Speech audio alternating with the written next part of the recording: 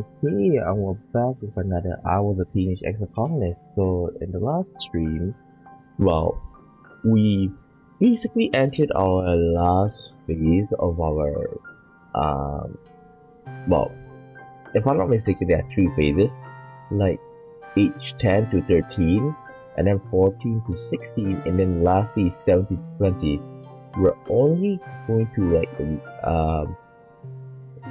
we're only gonna play until like 20 years old, and like that's the end of the run.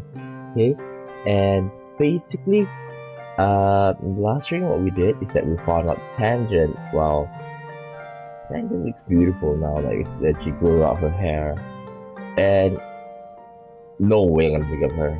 Okay, so and the fact that Tangent, okay, she was unsure of whether she wanted to be in a relationship, but then again, we somehow managed to convince her to do so. And because like I've been building up quite a lot of like points with her, okay, and I'm also going for Nomi Nomi. Well, Nomi Nomi, well, she's still like basically I'm gonna do a lot of things that that increases her, that basically raising the point with her. Hopefully can get it by, before age 20. And then what another thing that happened in the last stream is that we found out that Chief Engineer Instance, okay, Dr. Winston, in other words, like in a sense more or less like Tang's mother, parental figure, that she basically like was forced to like make this virus that destroy the whole life species on the planet. Okay, and we managed to put a stop to that, I think. So let's hope that things get better from now on. Okay, now let's see, what should I do this time? Reasoning. Sometimes play the best hand for you. Extra card. Ability for novel ideas. Maybe I should go and play the photo fauna. But before that, I want to check out if there's any, stuff on the floor. But yeah, it turns out that maybe Nam. Where's Nam? Nam. Dating base. Like, seriously? Like, base is a jerk. Wanna trade together? Toughness 80. Ooh.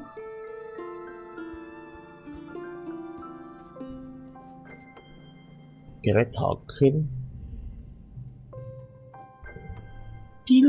He's a jerk. Let's see. How's incoming?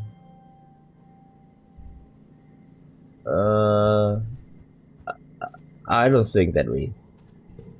See, Mars? Against for debate, the persuasion 40. Never mind then. Nothing. Let's see what else. What was this? I dare you to bravery 80. Yeah. I think it's best if we just go for it. We're gonna practice the photo fauna because it also like improve friendship with Nomi Nomi. When you are playing the photo fauna, we can't help but to populate your image with your hologram with images of Tangent.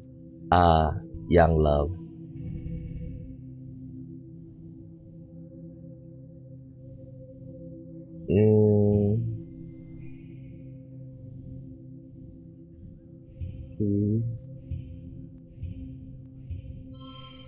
Oh, damn, 3 to pairs.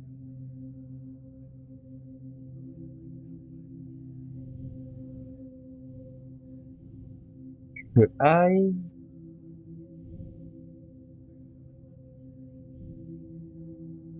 Dang it. What about this? Uh, I think we can do better, you know.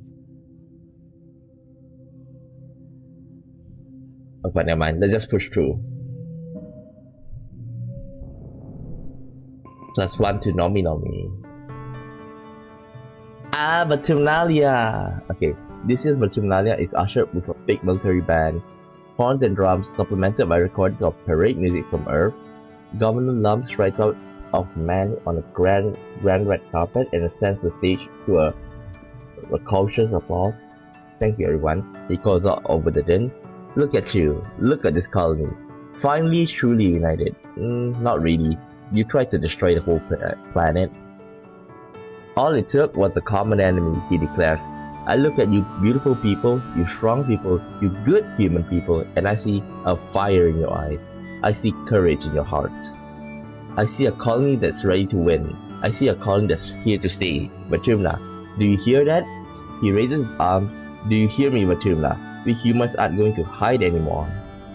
Lum gestures for Security Chief Red to join him on stage, then continues. The original fugitive colonists got it wrong.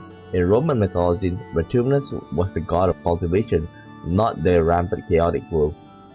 He clenches his fist into his hand into a fist. We need to clear the field before we can plow it. Vertumna won't be safe for human life until aliens are eradicated. Red crosses his arms and nods in agreement. Maybe there's more to this plan than Lum is letting on. Lum descends from the stage and it does a receiving line of handshake and fist bumps. In the vacuum left by his presence, Chief and Mr. Steak takes the podium and clears his throat. I want to announce that this will be the last year the festival contest will be held. What? A sound of protest rises from the crowd, and near the front, Lum just shrugs fearfully and mouths, "Not my fault." Zeke looked down at him, pointed, then continued. This war will use our colony resources at a tremendous rate, including the most valuable time. Hey, I got good news, Lum adds, jumping back up on stage. This one's really gonna knock your socks off. The colony has its first pregnancy. The crowd murmurs in excitement. Lum beckons Tammy to join him. Everyone give a round of applause for Aspartame here, but Tumna first, mother. Tammy is beet red all the way from the tips of her ear, but she dutifully does a little twirl so Lum can show her off. Look at her, he exclaimed. So vibrant, so healthy. Just like our young colony, we are so proud of you, Tammy. Your child is going to join the rank of greatest species in the universe has ever seen. Lum pumps his fist in the air. Human! Let me hear you, Vertumna. Wait, Tammy is pregnant? Tammy descends from the stage into a gaggle of surprised and excited friends. OMG. Is it really true? Mars asked immediately, taking Tammy by the hands. Dang. Well, in this run, I'm not going for her, I'm going for Tang. Yes, Tammy exclaimed, like the secret is bursting out of her. I'm finally going to be a mommy, just like Aunt Anne. You take a good look at Tammy. You haven't seen a pregnant person in years, not since she landed at least. Aren't they supposed to glow? Tammy looks radiant with pride and excitement. Looking more closely, you realize that her dress is starting to curve out around her belly.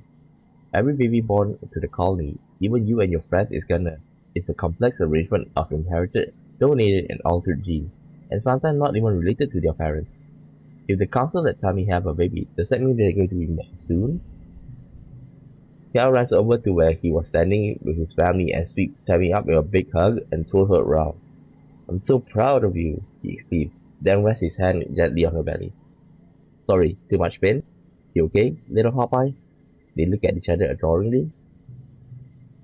As you stand around and marvel at Tammy's news, the adults all start putting away their chairs and setting up the games and contests. Mars puts her hand on her head, so she starts. What does everyone think about this war on nature? I think it is stupid. Call Carl says immediately. I know survival is important, but we don't have to kill things to survive here. Mal rolls her eye. Duh, of course you think that, she mutters. Firstly, I think Lam is a total nuthead.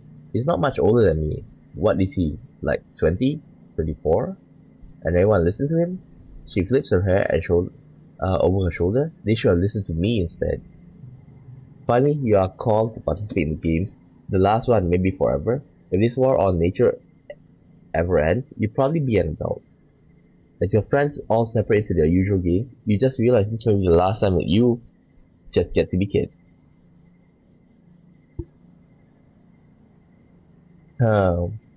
Continue? What do you choose? Of course, a trivia. Tanya is out for blood this year, +2. She snaps at anyone who tries to talk to her before the trivia begins, and complains that she's been cramming so hard on pop culture, she feels like her brain's about to explode. Meanwhile, Nom Nom he just bobs along to the music in the Here Speak as they wait, totally unbothered. Trivia time.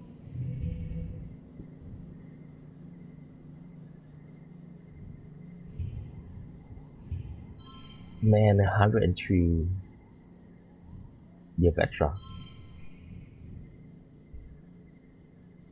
Okay, next round. 6, 9. Card becomes wild. Next. Engineer Plague.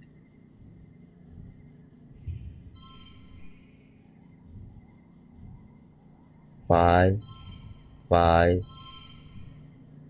4. Push through stress. No skill change. Tang's cramming clearly paid off for her. She's strong competition until the category about Old Earth Tang, where you clearly pull off. You snatch victory from her clutches as she grudgingly accepts your superiority in all things trivia. After the festivities, everyone is supposed to take a few days vacation. Even your friends relax, but the adults move a lot around the colony like ants in a hive, fortifying the walls and preparing for the human offensive against the planet. I wonder what's gonna happen during this year's glow. Jamie is sweeping the front stoop of the lounge, humming a little song to herself. As you approach, you see her stand straighter and rub her back. Now that you know, it's clear that she's pregnant. You wonder how you didn't catch on before maternalia. It's still mind-blowing that she's going to have a baby, the first child born from someone who was what themselves born in space. It's hard to believe she's only 1 year older than you. Little Tammy, who cries when toys break and is scared to leave the wall, is going to be a mom. Tammy looks up as you approaches and smiles. Hello, Skamu. It's so nice out today. What do you think? She always thinks it's a nice day, even when it's pouring rain. It must be nice to be so cheerful all the time. I can't believe you're pregnant.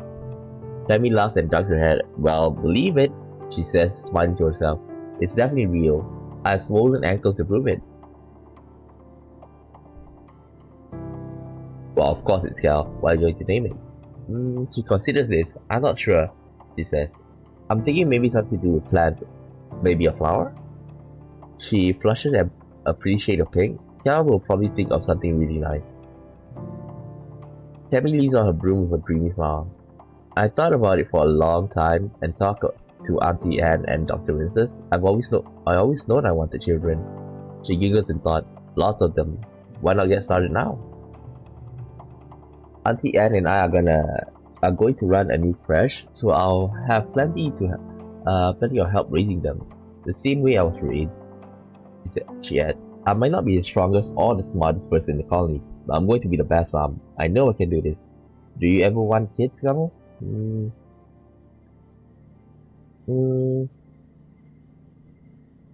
Maybe 1 or 2? Like we are with Tang after all. Tammy smiles indulgently. That's nice, Gamo. I can't wait to see them in crash. Tammy goes back to sweeping the stoop, adding the little snippets of lyrics to her made-up song. Nomi Nomi.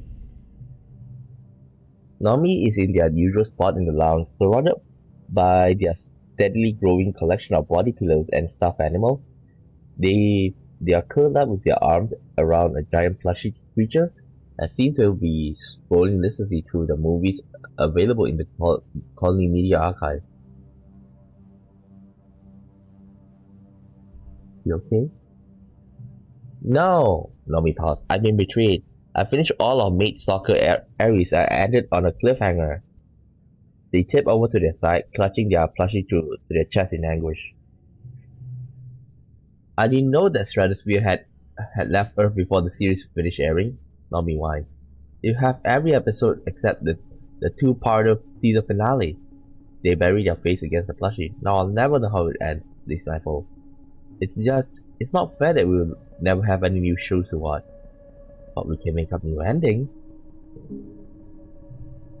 Nami wipes their eyes and looks up to you hopefully. Really? You do that with me? Tell me all about Mate Striker Aries. Nami launches into a full summary of Mate Stalker Aries, including everything down to the blood types and astrological signs of the characters. It's a lot to handle, but the two of you come up with a pretty good fan script for the missing episode. Like, one thing about Nami, basically not Nami, it's about anime, is that they really like to put in, the date of birth and stuff. Give me a second. Okay. Huh. Oh my god. I think I'm coming up sick. I need some painkillers after this. But wait, I think I do have it around here. Maybe I'll look for it later. And then Aries and Sagittarius embrace just as the light from the interstellar portal engulfs them. And the camera pans back to a ghostly image of Gemini's face smiling down at them from the spirit realm. Psst. Whenever I hear the spirit realm, the first thing that comes to mind is Yu-Gi-Oh! Nami claps their hands excitedly. It's perfect, they exclaim.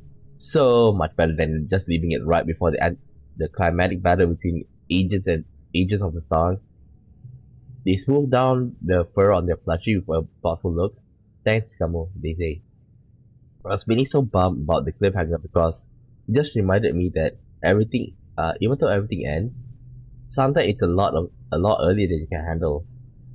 When I got here, I remember looking at your huge media library and thinking, wow, galactic. I'm never gonna run out of these to watch.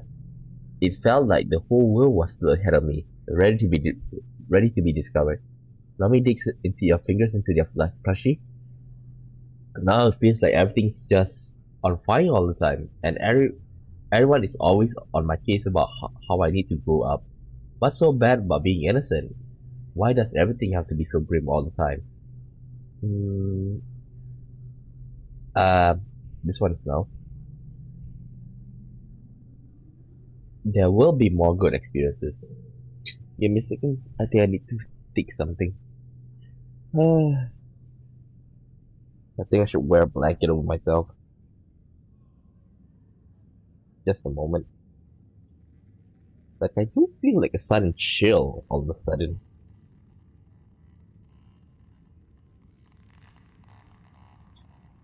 Okay. Nami nods, their chin wobbling as they try to keep it together. Yeah, they say, tipping their head up to the ceiling and trying to put up a brave smile. That's a good way of looking at it, Scamo.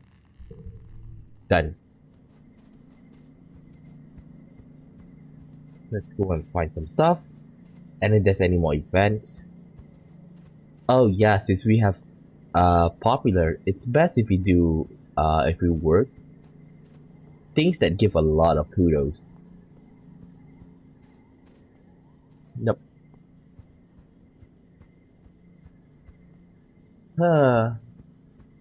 I guess. Let's see my engineering. Wait, I think it's wrong. 80 something. Let's take off this gear. Okay, 92. Maybe I should tutor somebody. Repair robots.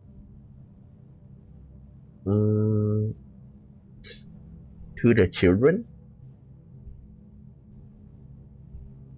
Assist in med bay. To the children. C. Reasoning, empathy, friendship with Nomi. Ah,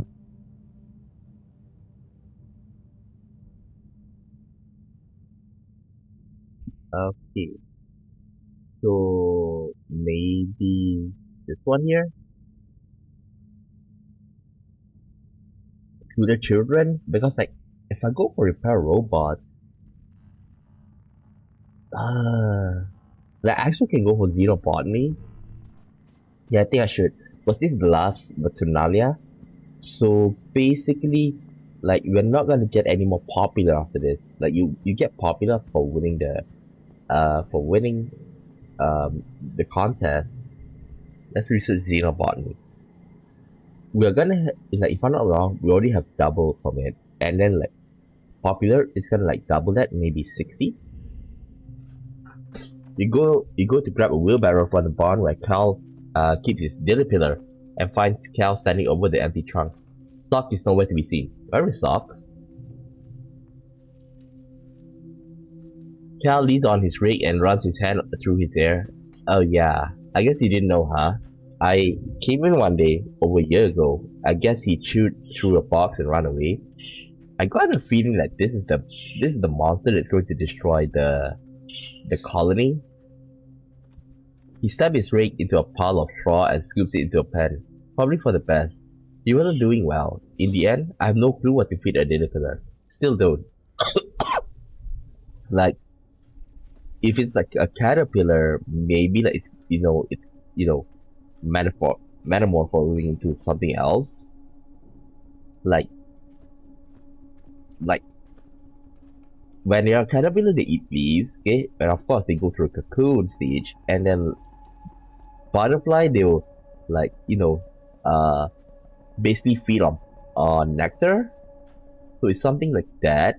But I got a feeling that like this like that is like a carnivore when they grow big. I hope she's okay out there, he continues. I guess some animals shouldn't be pets, he sighed. Still miss her pretty fierce though. Get to work. Okay.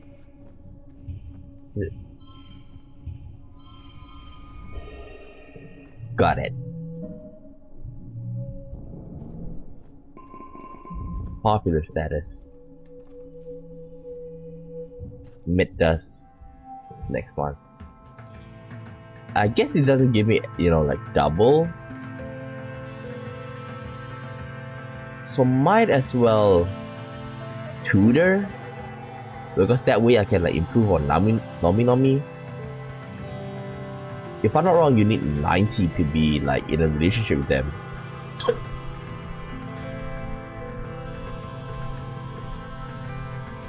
To the children, reasoning +3, empathy +1.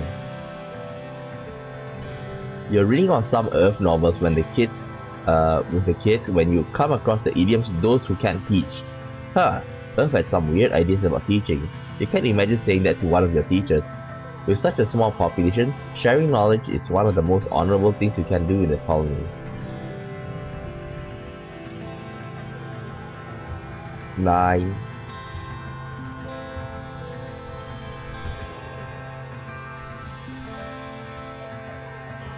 Wait. Okay.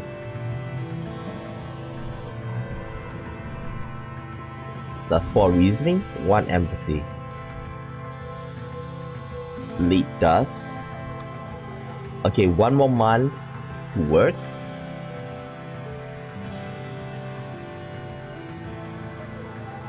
Anything on the floor?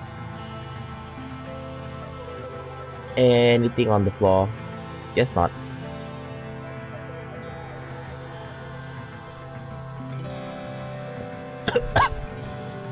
if you look at them just now, there's like a distance with base. Oh, I saw an egg.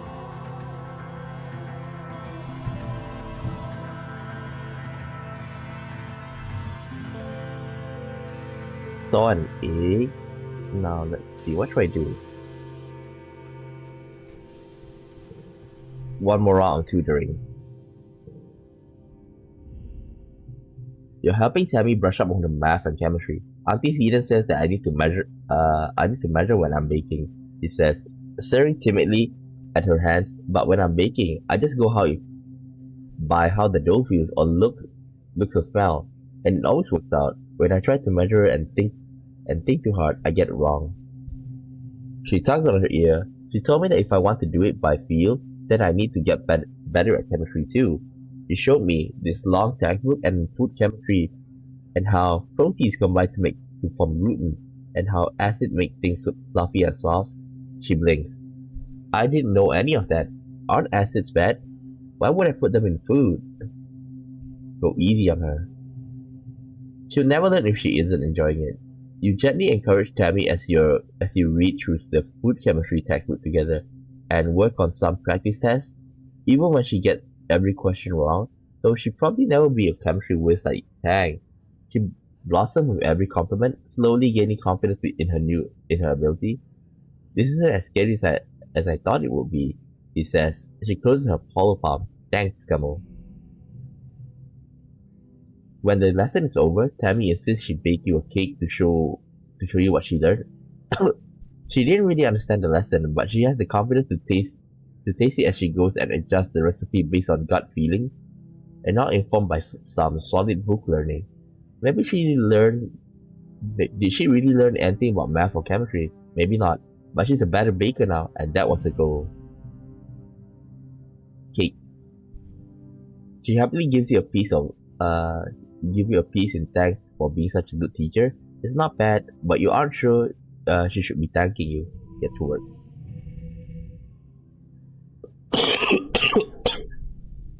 Huh.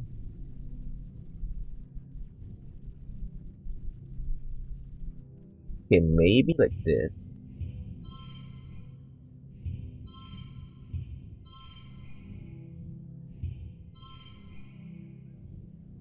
+6 if this is the highest value. Huh? Not enough?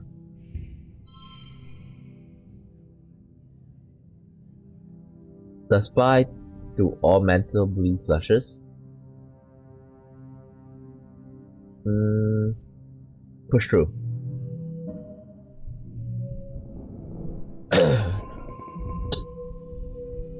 Early wet.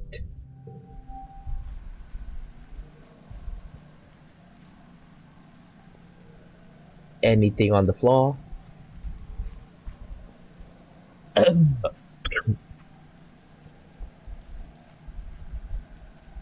Guess not. Let's go and check the supply depot.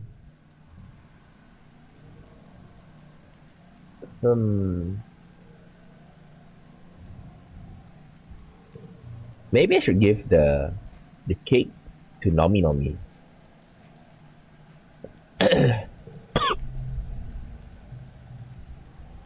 You and Nomi are talking when they suddenly go quiet and look on the ground. Seconds later, a group of Helio soldiers walk past you, ignoring you and Nomi entirely. Nomi picks at the edge of her sweater. Sorry, they mutter. Sometimes it's just easier if everyone pretends they don't notice.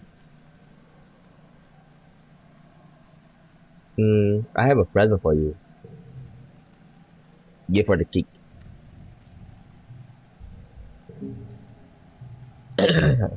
How much? +1.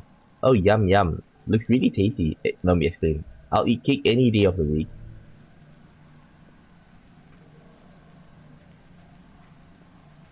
I do need reasoning though.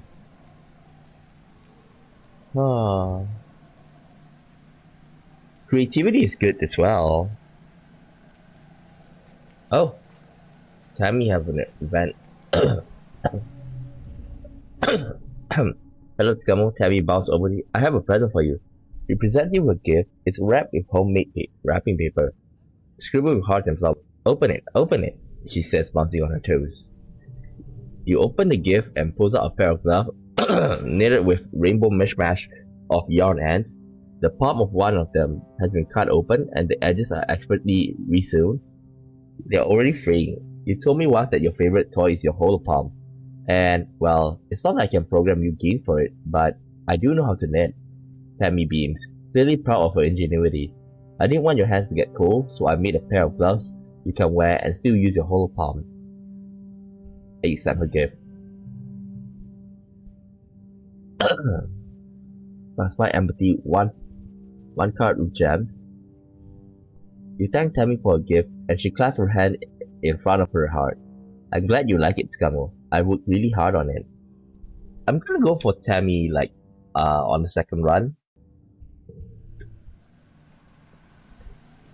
Now I'm supposed to go with Tangent. Maybe I should get the reasoning perk, but to the children. Nam is still struggling with her academics. Security Chief Red expects his officers to have passed their classes, so that means Nam has to take remedial statistics and remedial biology. You try your best, and by the end of the month, she knows to at least pass the test. Get to work. 6, 6, 6.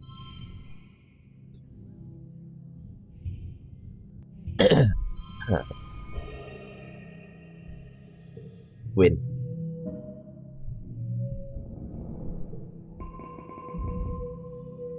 Mid wet. Late wet. Oh, dang. We can still work for one more because by always glow month, you really wanna not be stressed out because you're gonna go through a lot. Okay, so for example, stuff. You're gonna go through a lot of things, so it's best if you do that. Not be stressed out at all. Because if you're stressed out, then later you can't push through. Okay, go for reasoning. Basically tuning children. And next one, in glow, we're gonna rest. Today, you're tutoring Nougat and a couple of younger kids in Earth geography. They are learning the names of the countries by pointing to them on maps and saying facts about them. It's kind of pointless to memorize places that these kids will never see. But it's not like I can teach them much about terminal geography yet. You're still discovering it. Billions of people? Nougat says, skeptically squinting at the whole projection of Earth. How did they fit everybody into one little planet, with all trees and animals and stuff? Was it like one big colony? Tell her the truth. You give Nougat the little kid version. The truth is, of the truth you learned as a kid. You tell her life on Earth was brutal and hard. Humanity destroyed the environment and fought over what was left. There were no trees or animals left. Not as many as there should have been anyway. Most people were poor, hungry, and sick, and the ones who weren't kept all the nice things for themselves. At least your parents were lucky enough to escape on the stratospheric, and you were lucky to be born on it. You're all lucky to be here. No matter what, at least Matilda isn't Earth. Nougat looks bewildered. She doesn't really watch Hollywood, only the cheerful ones for kids that don't address Earth's decline, so she had no idea. But they still had these really, really tall buildings, right? To fit all the people, she asked. He decided to tell her they did, and she nodded in satisfaction and goes back to schoolwork. Get to work.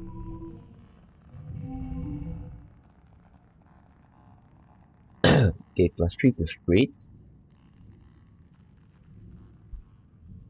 Okay, 2, 2, 2, 4, 5. Okay, just push through. We're gonna rest next week. And next month.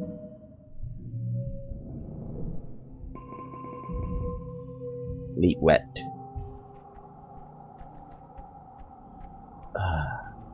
It looks beautiful, but after going through this so many times, like you know something bad's gonna happen.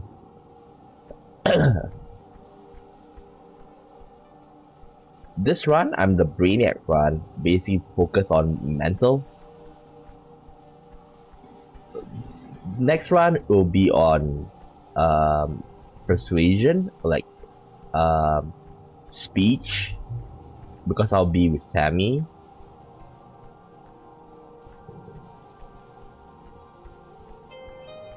Okay, let's rest.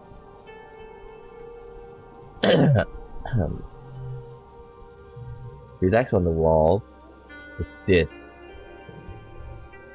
I wonder if we rest, we're only gonna get +1 with Rex as well. Fine, I'll take this. Tenji does not understand how you could spend a full month essentially doing nothing. You defend yourself, you're not doing nothing. Sometimes you go on long walks and entertain the younger kids, or get roped into delivering a package, or study. Just because you're not saving the colony or whatever, it doesn't mean that you're being lazy. Took the month off. Both of them are good. You're just putting your boots on to grab dinner in the lounge, and when you hear the colony sirens begin to wail, it's the yearly attack. They could have waited until you ate dinner. Rude. Outside your window, you watch the colony defense begin to mobilize. Your holopalm chimes with the usual reminders for all civilian colonies to stay indoors. Join the colony defense. You head to the garrison to grab a plas rifle, then report to the front. Chief Red looks surprised to see you, but assigns you to a squad with Nam and tells you to get on the walls and do your best. Uh-oh. I forgot to do this. I always forget to change. I should have put a plus cutter, +2. Damn it. On the other side of the wall is more xenos than you've seen in one place ever. They sieve out of the forest, large and small herbivores, predatory, fungal, and otherwise, flying, crawling, and hopping towards the colony with single-minded determination. The air fills with the pew-pew of laser turrets and the crackle of plas rifles. The enemy front line collapses, only to be replaced by even more xenos, as many as before, if not more. There's no end to it. The fire break turns into a graveyard of dead and dying alien bodies, wave after wave crawling over the corpses until they roil at the base of the walls like the foam on a wave until it hits the shore.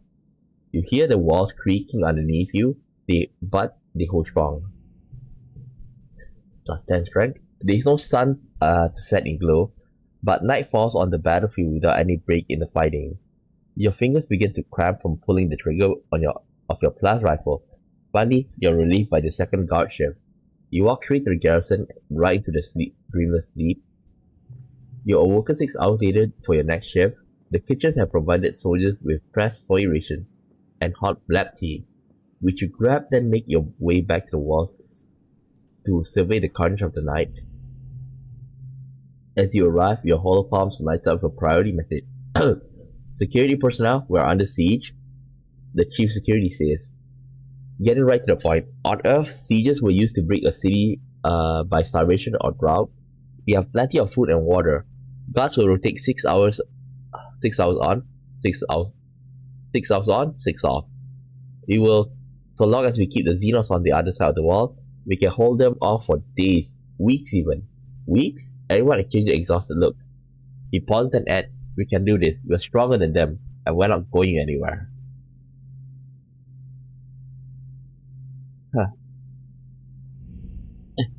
You and the other soldier fall into a fitful rhythm, alternating shift on the wall with brief snippets of sleep. Gunfire become the soundtrack of your days, which began to smear together like paste. Nam is particularly suffering. She volunteers for relief shift, sometimes pulling double or triple on the wall. You catch her mechanically shoveling soy porridge into her mouth, before seemingly to fall asleep sitting up. A minute later, she jolts as someone's spoon glances against their bowl. Tempers grow short as fatigue sets in. 6 days pass. You're on shift, watching the Xenos batter themselves against the wall. You feel your eyes unfocused at the sheer formless horde of them. In all these days, they haven't breached the colony. Sometimes they even seem to retreat, ebbing backwards and reforming somewhere else. It's behavior you've never seen before. A group of monsters break from the tree line, nothing new, except one of them, faceless. One of the Xenos looks different from the others, almost humanoid. What is that thing? Fuck. The creature looks suspiciously like a person, at least from the waist up. Down below, its lumbering chimera, reminiscent of a faceless, wrapped in a tattered bits of flesh and bony protrusion. Something like hair flutters behind it, and as it turns and looks right at you with an unnerving, malevolent intelligence. You rub your eyes. Yeah, it's still there. It approaches to the base of the wall, and the other monsters surge forward onto pound against the gates, try to talk to it. You wave at the creature. You wave to it, and the creature sneers, and to your surprise, approaches the wall. Little wait, they address you in a halting, rasping voice. Everything seems to go quiet nearby as you strain to understand this talking horror. Child of breeding rabbit, feral pig, kudzu.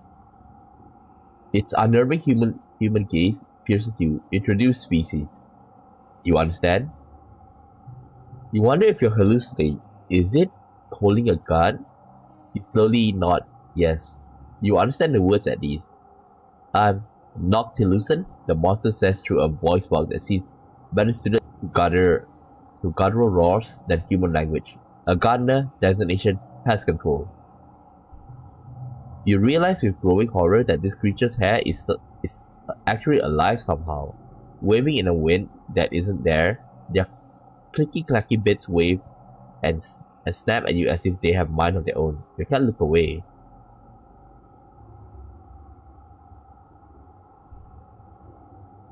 Why are you trying to kill us? Who are you talking to? You jump as Nem sneaks up behind you, and when you look back, Noctilucent is gone. That alien was talking! Shit. You babble about the talking monster named Noctilucent, but Nem thinks you are having some kind of mental breakdown. This siege is getting to everyone, Scummo, he says, patting you on the shoulder. If you're freaking out, go lie down. I'll come for you. Finally, after the 6th day of the siege, you look down to the sights of the flash rifle and see a curious thing. The monsters are retreating. As you gather with the soldiers in the colony square, your whole farm lights up with a priority announcement from Governor Lam.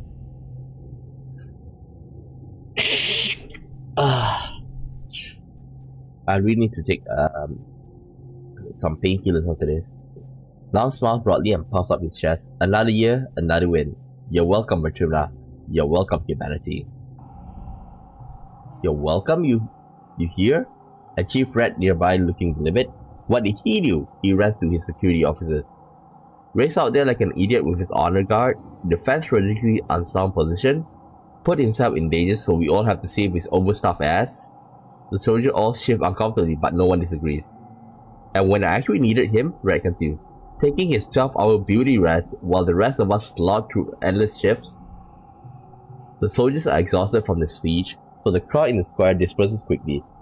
Only a few Helios remain, culpably filming Rat while he continues to rail against Lam. On the horizon, the first rays of quiet streak the sky with lavender. You watch Utopia's reclamation crew head out through the gates and begin vaporizing xenocopters for their component molecules. That night, you have terrible dreams. You imagine that you're seizing the colony, that you're a creature crawling in the mud on your belly, the ozone crackle of plasma rifle fire arcing overhead. With your talon claws, you rip into their paws like you're made of clay, stuffing choking handfuls of it into your mouth. In a moment of lucidity, you try to pull the clay from your throat, but no matter how hard you pull it, it just never ends.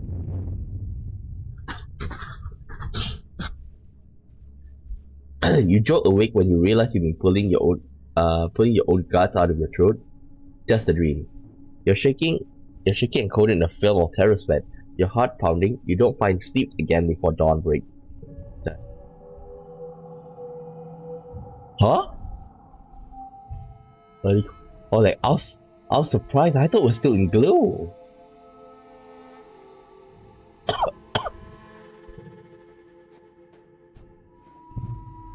Is it me or is it bigger? Like, I feel like it's bigger here. I feel.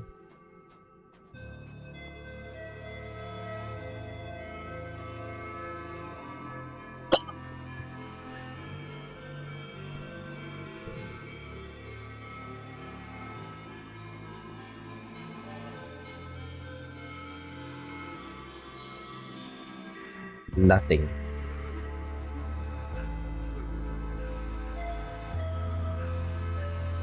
I think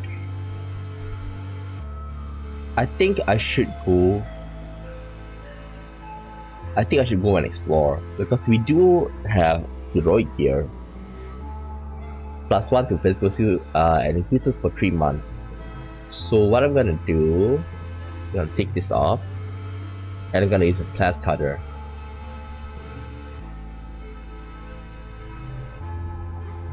View the map.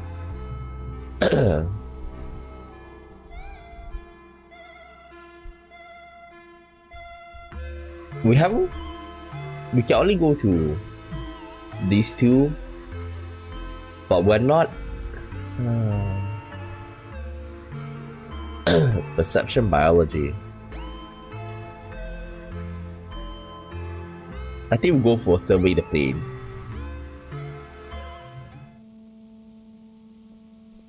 Wait, Nomi is here? Keys to Bay Utopia stops you and this near the depot. Feel that? You can feel a kind of ominous distant thumping pulsing regularly through the car. If you stand still, you can feel it vibrate up to your own body too, like a massive global pulse. Utopia says, checking a readout on her holopump. I reckon it's naturally occurring, she concludes, but it's giving me the will is all the same. You two better check it out. Mind you stack together and take readings on the way, in case it's dangerous. Perception 30 or greater. Give me a second. Give me a second.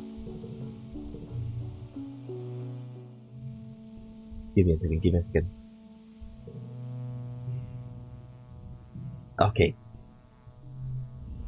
With this, I think we can follow the sound. Perception easy. 77? And you call it easy? 4, 5, 6.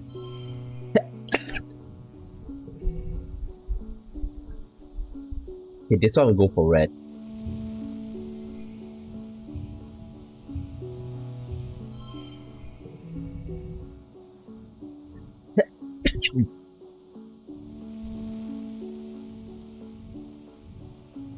Well,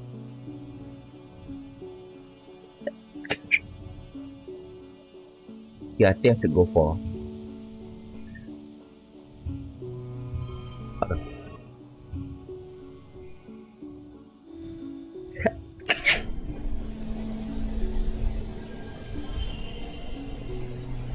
Wait.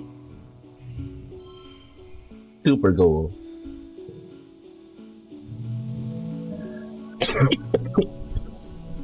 Perception +2. Wait a second.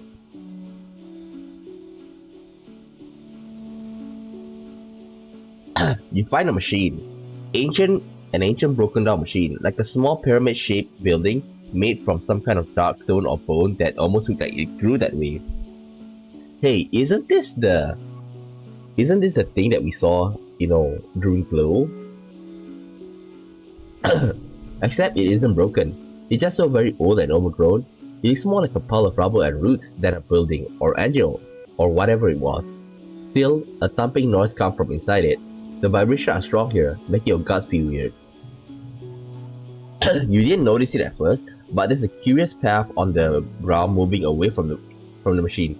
A line half a meter where the dirt is a little more worn and bare. It heads off in a straight line to the west, or coming from the west.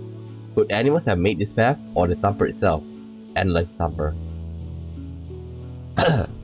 It's definitely not natural. On some parts of the thumper, you can see what might have been riding one, carved deep into the not quite rock.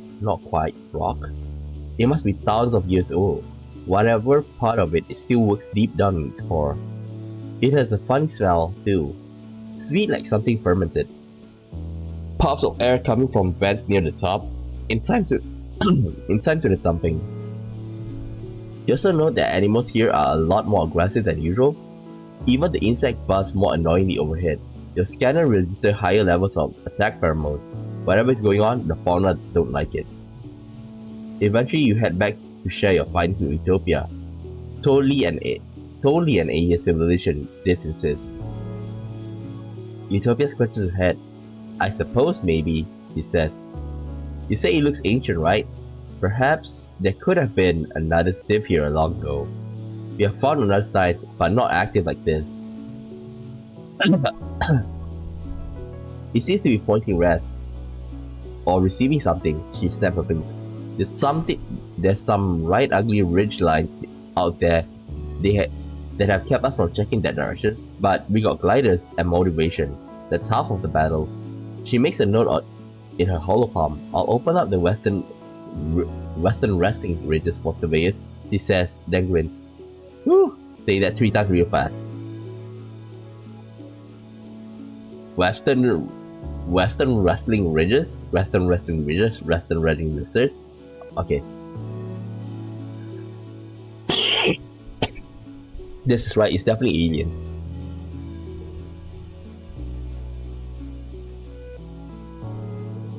Nomi. When you report for surveying duty, Nomi is here. It's their first day as a surveyor. They smile widely when they see you, smiling exuberantly. Oh, you two know each other already? Utopia says, looking to you, then Nomi. They'll make this easier. Scammer, I'll let you to keep an eye on Nomi while you're out there. Utopia continues. I'm going to assign you to the same region for the next little while. Just make sure you don't wander into a nest of snap ladders, okay? Hooray? Nomi cheers and gives you a high five. As Utopia explains to you Nomi and some other new helium surveyors about surveying too, Nomi starts to get bored and wanders a little ways from the group. You see it happening, but are powerless to stop them from tripping and nearly landing in a nest of Popeye eggs. They're just about to crash into a delicate spun glass cocoon when Utopia materializes out of nowhere and scruffs them by the back of the collar. Nomi, pay attention. Nomi giggles like they don't even realize the danger of being stampeded by the upset Popeyes beginning to gather around. Utopia ushers them back to the group before things get crampedly. Nomi asks a million questions about the eggs. Are they edible? How do they have hard shells or soft? What is the cocoon made of? How long until they hatch? Utopia sighed. Just get out of here, you two, she said, before the cute little vermin turned ugly. Let's find stuff. Nothing.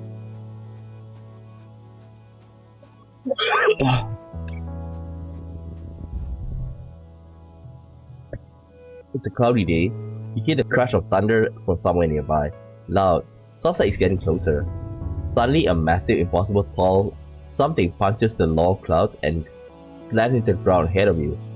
As tall as a skyscraper and a meter wide, covered in shittiest bone like an insect, you think it might be a leg. Another crashes down, then another. The creature's body must be in the cloud, so high you can't see anything but the legs.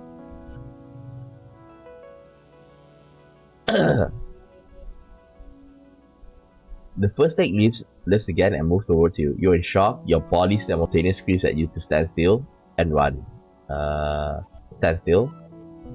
You freeze up in terror, closing your eyes and standing perfectly still. Maybe it will just pass by. You can sense a shadow descending from above you. Something suddenly hits you from the left and you are flung sideways on your feet. A moment later, one of the massive legs slams down right where you've been. Another second, you've been as flat as the grass underneath it. Damn.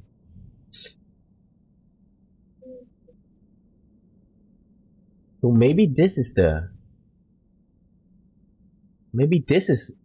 thing that we saw just now, right?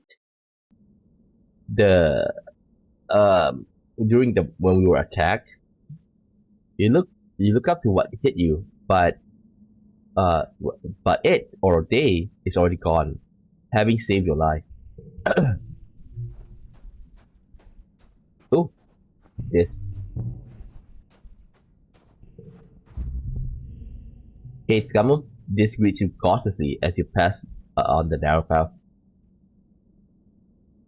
Oh, hello, Epic Gamer. Okay, I'm going through. We're currently exploring the planet. This greets you cautiously as you pass on the narrow path. Hey, do you want me to show you something? This almost never makes overtures of friendship. Whatever it is, must be pretty cool. Yes, you always find the coolest stuff. You follow him for nearly half an hour. A couple times he stops to listen for something, then continues onward, tromping through the fields of broad top mush trees and swing antler ferns. After a while, you start to wonder if he's just lost. You're about to say something about it when he holds his hand for silence and directs you to crawl under a huge mushroom. On the other side, you have a view to one of the perfectly round ponds. Taking up most of it is an enormous Xenon. Its legs deep underwater. It's a balneal, this tells you. They live in swamps. You don't usually see them here. This one seems totally at home. It dips its long neck and even longer mouth into the pond, sucking up water from the bottom and spewing of out of a spot at its back, at the back of its head, like a whale. The spray of beautiful turquoise water sparkles in the sun. Tiny, colorful bird-like creatures dart around and catching the tiny fish that come spraying it.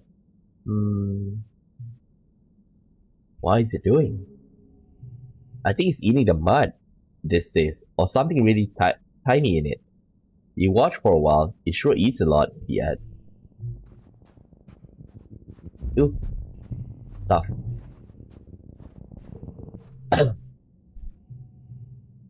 A series of small circular pools chain together to form an impassable body of water. You don't see an obvious route though. So the path does continue off in the distance on the other side. Look for a place to cross.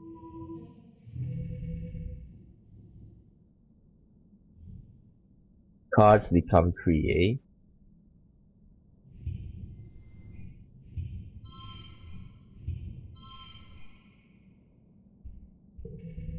Good.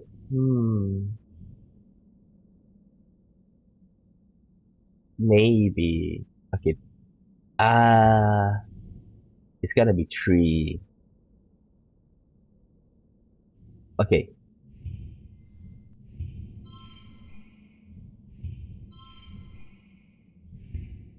I have to do it like this.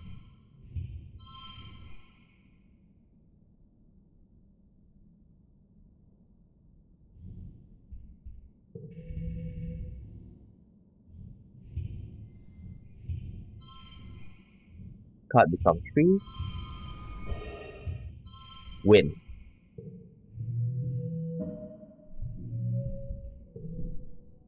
There's a narrow place where two pools meet that you think you can leap over. These little pools look too small to house anything really dangerous, you hope. You approach the water's edge. Leap of faith. You make over the narrow gap. Nice. You feel empowered. Done. Ooh. This is the good thing about exploring. You're gonna find a lot of stuff. This thing again. You're crossing a clearing when you hear a terrible cracking pounding sound. A bushbuck bursts through the tree line, barreling straight towards you. Whatever making a bushbuck run, you're pretty sure you don't want to be in the business on the business end of it. Bravely stand your ground.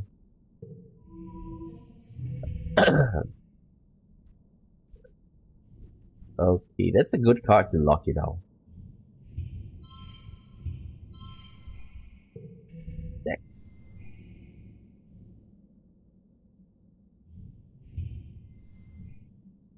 Oh.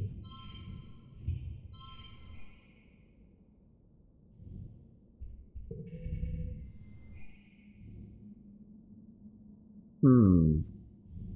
Bravery challenge.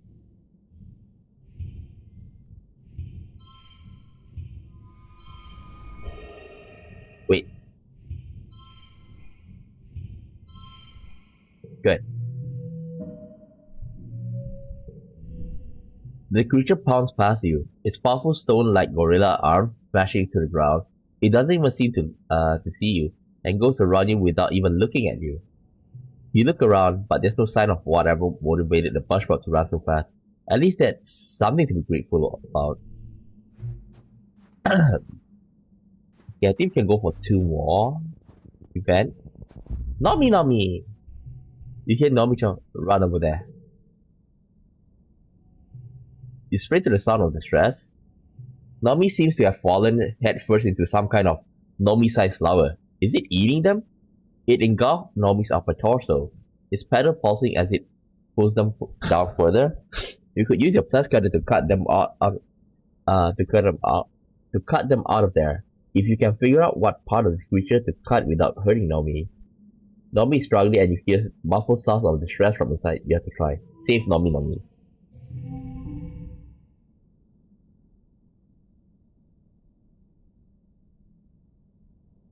Hmm.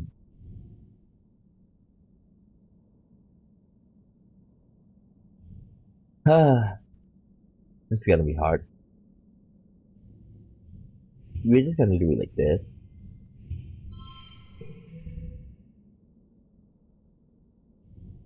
Only this is good. Like, the rest is terrible. I think I want to redraw. Dang it.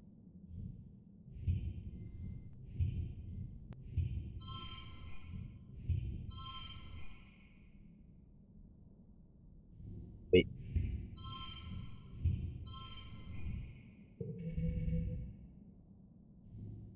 Okay. 5, 7, 3, 1, 1. I still want to go for another one. Okay, so I'm just gonna use this.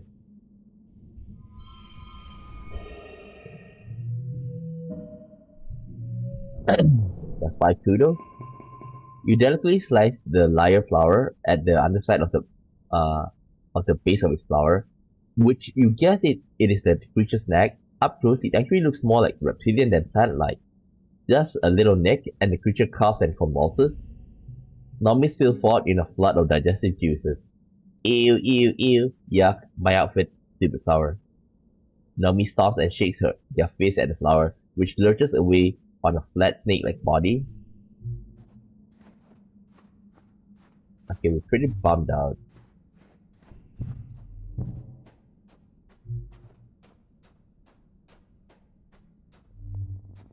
Okay, with this, the water in this pond is slightly greener color than you're used to seeing. It smells sweet, but kind of acidic too. That's odd. Animal 30. Bring some. The water tastes sweet going down, but not so sweet coming back up again an hour later. Blah. But what doesn't kill you makes you stronger, right? You're too worn out and tired to continue. You have to go home now. Go home.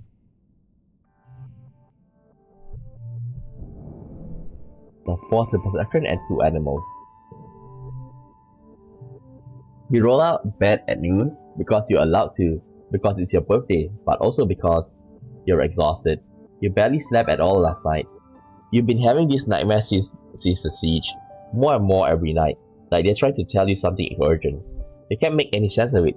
All the imagery is jumbled up together. All these possibilities and timelines and things that might happen. Some nights you wake up in a cold sweat, a screaming already in your throat.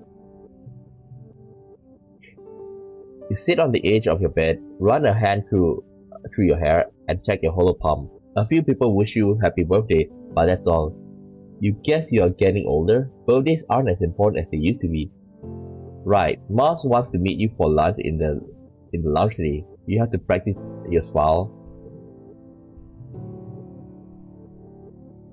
As you enter the lounge, let me guess, they're gonna throw me a party. Surprise! You do your very best to play along and add surprise. Wow, streamers, balloons. Great! Like, we are an orphan. We lost our parents. Damn it. But at least we have friends. All of your friends are standing around, wearing goofy hats and snapping. Nomi is holding a bunch of balloons larger than they are. And Rex is wearing a cute little waiter's outfit with a bow tie.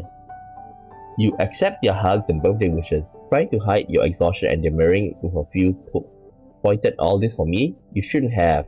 No, really. Carl brings over a whole screen with a video call from Tammy.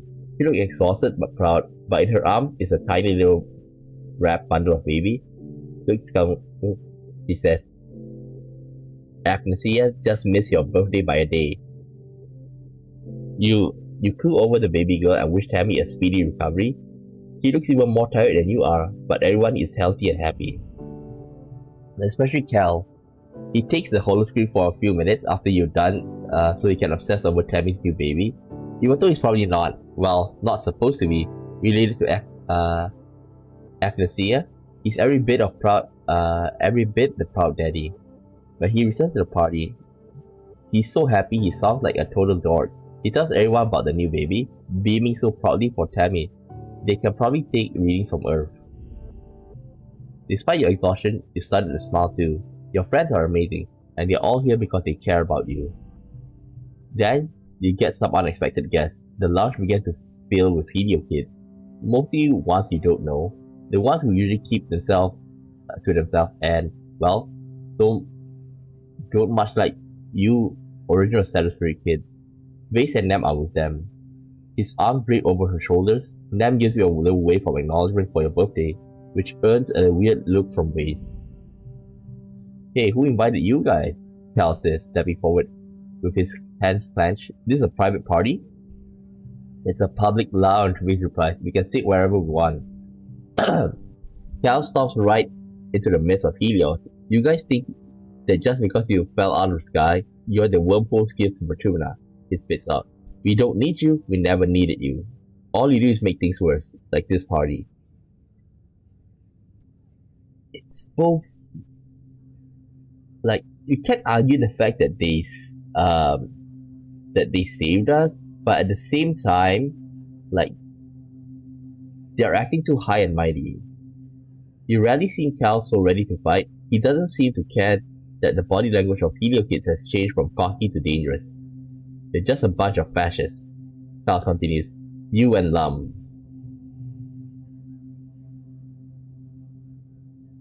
Ah, boy.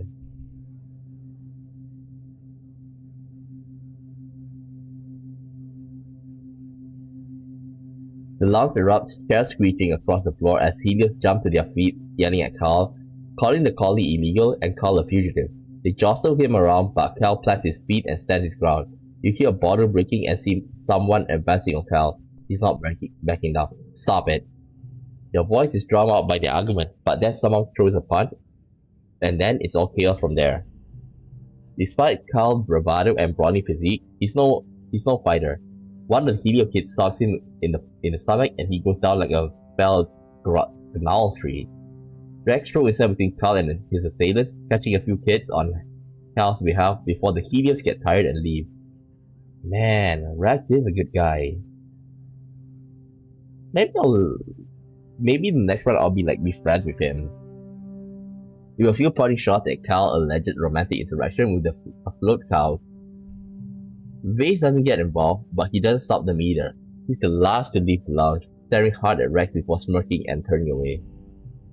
Rex helps Cal to his feet. First time, huh? He says, dusting off Cal's clothes. Don't worry, they probably got it out of their system. Good on you for sticking up for yourself. Nam lingers at a distance, clearly angry at Cal, but feeling bad about the fight. Well, Mars exclaimed, clapping her hands. That was enough excitement, I think. Let's move on to the important part, cakes and presents. Under Mars' skillfully party-hosting hand, the mood shifts back to festive. You enjoy your present and your cake, but the tantrums boiling over like that is a bad omen for the rest of the year. Early quiet. We need to rest.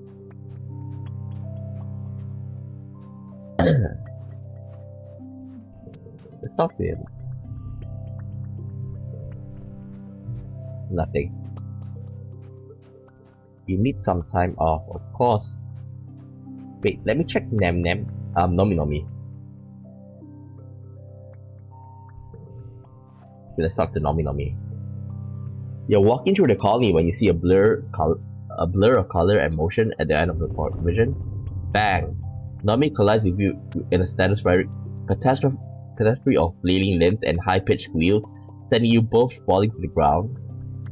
Oh my gosh, Nomi exclaimed. They immediately get to their hands and knees and begin to collect the papers that exploded out of their hands when they fell. I'm so sorry. Sometimes my brain is off doing its own thing and I don't watch where I'm running. Ah, they exclaimed, dusting off their piece of toast and shoving it back in their mouth. Gotta eat breakfast? Even when you're late.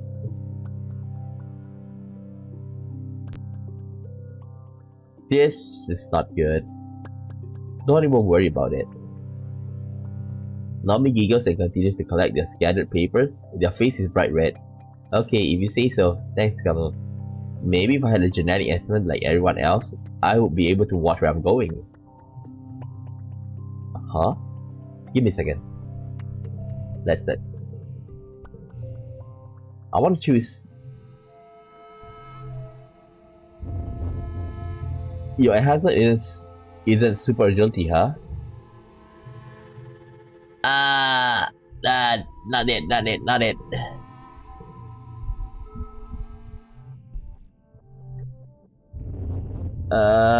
What were you going?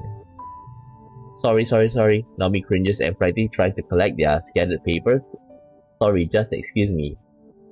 They say, tugging one. Okay, the first choice was the best. The first choice was the best. Okay, maybe I'll be able to watch. My parents decided to lock my medical files from when I was a baby because they had this wild idea that they wanted me to grow up without feeling that I had to be perfect. They think it's rude for parents to make that choice for their kids.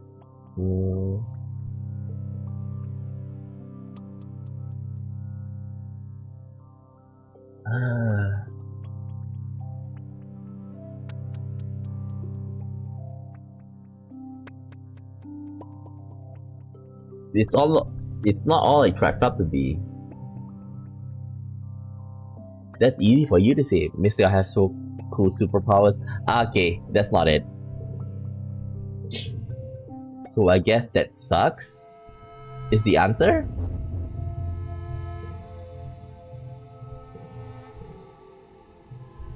That sucks. Well, kinda, Nomi replied, poking their index finger into their cheek thoughtfully. But kinda not too. It's fine actually, sometimes I don't mind at all. Nomi wiggles their eyebrows. Maybe I'm just like a galactic cyber prince Umiyama, and one day a talking hop I will come and tell me I have to defeat the Mecha Ultra Nether beings. Let's try again, but this time we're gonna answer the last one, which is like, that's smart, if I'm not mistaken.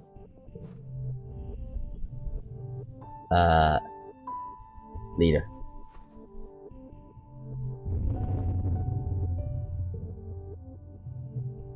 That's really smart. Yeah, I think so too, Nomi replies, smiling brightly. Sometimes I think about what kind of superpowers I had. I just assume my parents just avoid telling me they gave me the superpower of being turbo awesome. Nomi wiggles their eyebrows. But maybe I'm just like Galactic Cyber Prince Umiyama. Okay, this one she repeats. Nomi starts walking with you, talking animatedly with their hands. I know my parents just wanted me to know that I can be anything I want to be when I grow up. and I don't have to be super strong or super smart in order to be happy. He always told me, nothing and nobody knows what's good for Nomi except Nomi. And I really think that's true. They stop and turn to you, looking serious for the moment. Sometimes it does feel kinda like, well, Nomi squints up into the sky. Sometimes I wonder if I'm only good at something because I have some kind of secret advantage I don't know about. Or sometimes I think the opposite, like I'm not very good at something. I feel angry because maybe I could have been good at it. It was really bad on the TV because everyone is really good at something. Usually things like marching and shooting and stuff. I thought maybe it'll feel different here, but there are people with all kinds of skill, but they sigh. No matter what I try, someone is already way better at it, so I feel like I just suck at everything. Flirt. Sorry Tang. Like, polygamy? Ah! Ah!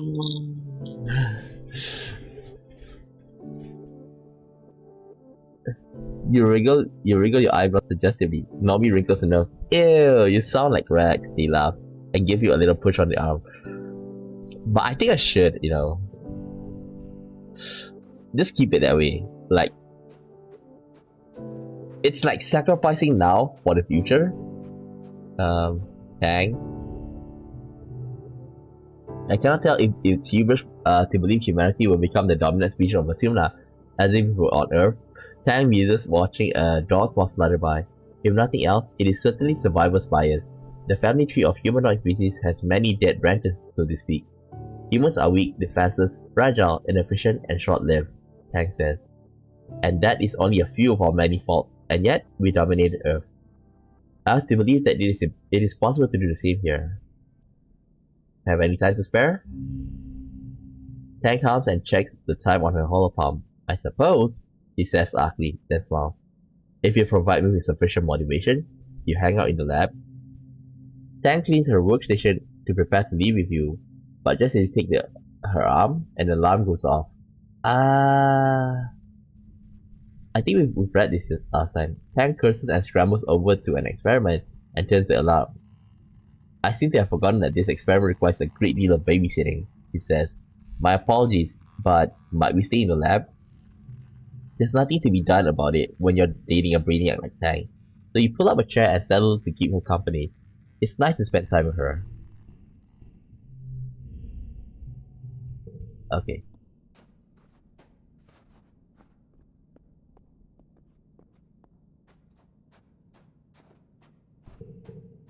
Nomi?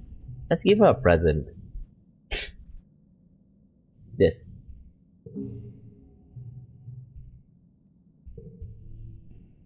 I think she would just say that for any... Oh, before that. Let's hug Rex. He's a cool guy. Rex throws his arms wide open. Coach, I'm open. He laughs, catching you as you throw yourself into his arm. He spins you around and claws into your neck, squeezing you tightly. It's a good hug, the kind that makes you instantly a little more relaxed.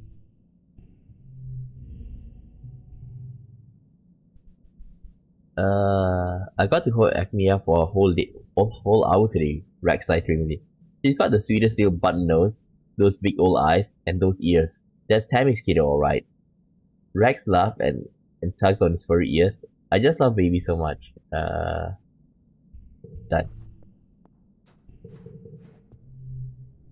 Let's relax. The last time there was a baby in the colony, you were basically a child yourself. You don't remember babies being so loud. The adults are all very empathetic to colicky, fussy Acanea, but every time you see Tammy since the baby rush, she looks more tired, and now you can hear them all the way in your room. Acanea's tiny choking shrieks, and Tammy singing to her until her voice gets hoarse. Everyone expects Tammy to rely on Aunt Anne in the new crash, letting her watch Acanea just like she watched all of you when you were babies. But for some reason, Tammy's been stubbornly trying to do it alone. Maybe because she has so much experience from volunteering in the old crash, Tammy thinks she doesn't need the help. Even when she does put Acanea in the crash, it's because Tammy's right there. still caring for her. Then, the things Tammy would normally help with gets backed up, which makes her even more stressed. Aunt Anne has tried to convince Tammy to not be so controlling. It takes a community to raise a child. You all grown up believe that, but whenever anyone insinuates Tammy might not be all Echenia needs, she starts crying and yelling at them. You never see Tammy yell, it's really unsettling. Today you find Tammy in the lounge, bouncing a squawky Echenia on her shoulder. Though her movements are light and happy, her face is empty, like she's totally checked out. Hey, it's Gamu, she says, summoning up a smile as you approach. Sorry, am I being too loud? I can go somewhere else.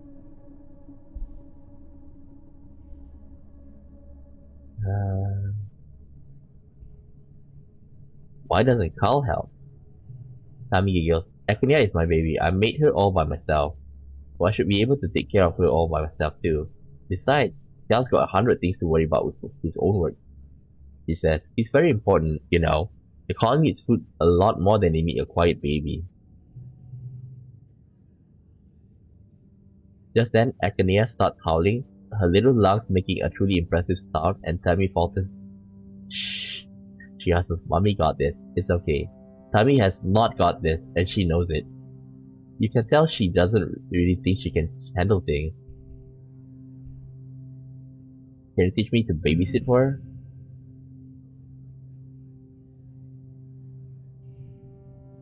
Tammy's shoulders relax.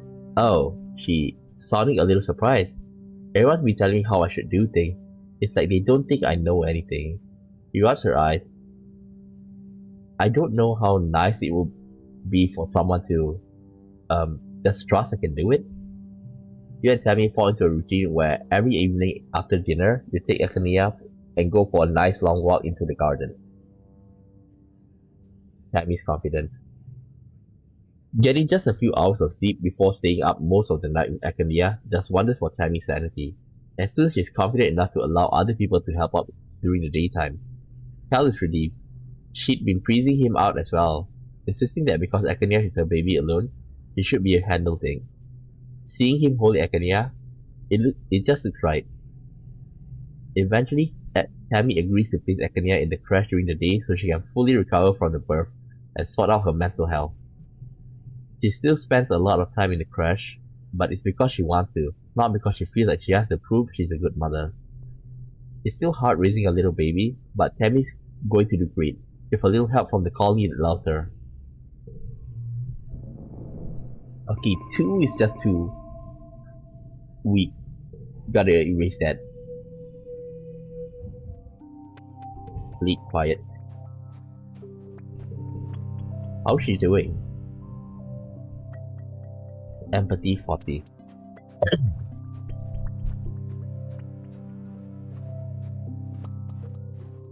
Anything?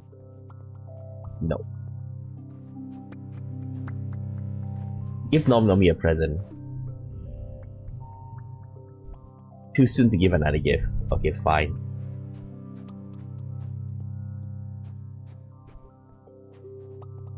Nope.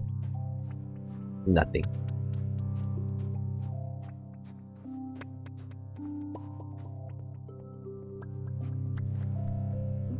Okay. Since we still have heroic, it's best for us to go out. Survey the ridge. What does it give me? Perception and engineering. Survey the plains. Boss event remaining. Okay, we go for this.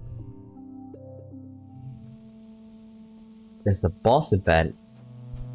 I wonder what could it be?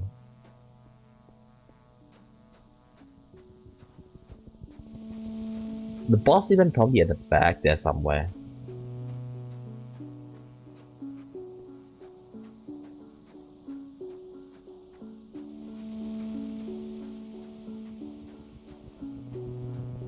Ah. Okay, fine, let's check here. At the edge of one of the circular ponds, something sparkling catches your eye. Well, everything around here sparkles, but this thing really catches your eye. The water in the little lake is deep and milky though, and you can't see the bottom. It's still completely still, almost too still. and so perfectly circular. You remember you've been warned about getting too close to this pool? Bravely approach.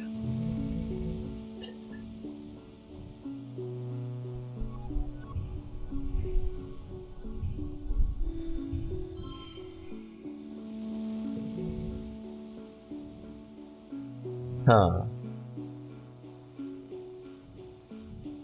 Let's see. 3, 26. 28. Next. 5, 5. Wait. 5, 5, 4. 4, 3. Win. You aren't scared of some pond or whatever might live in it.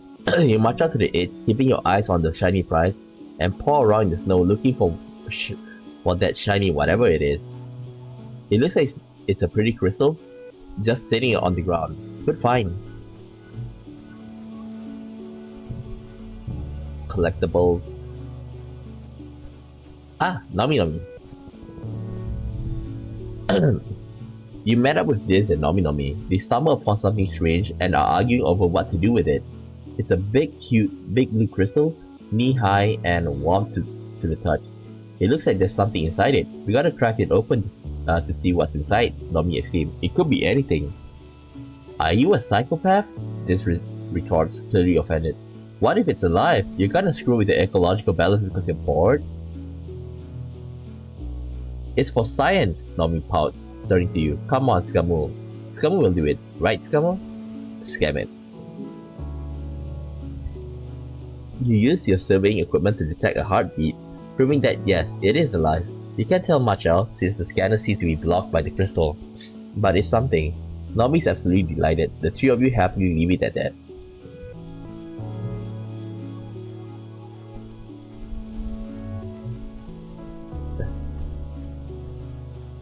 Okay, we have to go here. It's a herd of herding sunbiters. Your creatures that you personally discovered and got the name. Study them.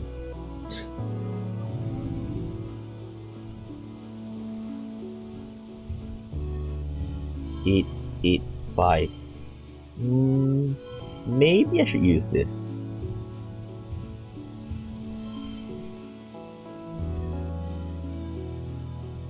Eight, 5. Oops.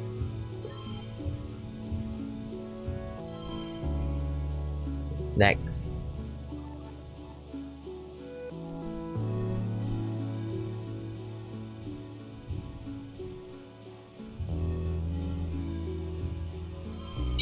Win.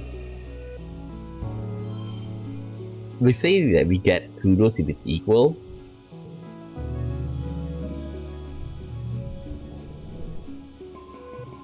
You've seen this herd a few times traveling through this stretch of wilderness. All day, they bask in the sun on the top of a plateau.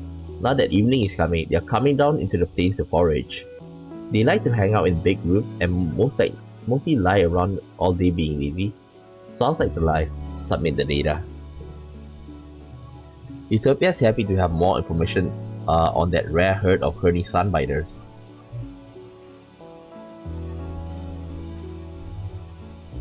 Nope.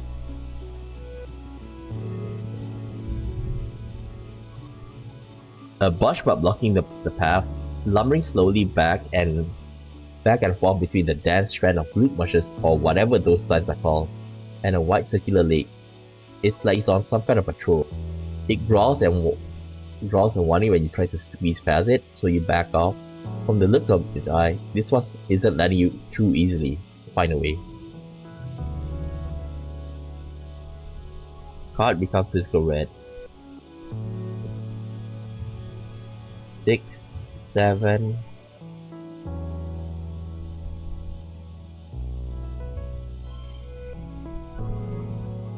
Card becomes physical red.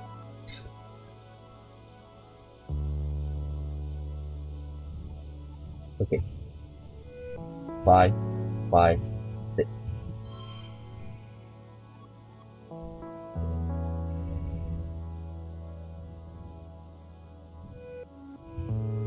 4. Well, just you. Victorious. No skill change. You sneak through the group bushes, crawling under them so the bush bug doesn't see you. You nearly get stuck at one point and wonder, what if this has to come to rescue you? That would be embarrassing. You find a route and continue on your way. Time passes. There's not much to find out here, but the peaceful atmosphere is great for contemplation. You find a particularly beautiful little plateau where you can see the plains spread out before you like a picnic blanket. Round lakes dotting the land like glimmering mirrors of the sky. This is scouting further ahead, who was eager to find some adventure.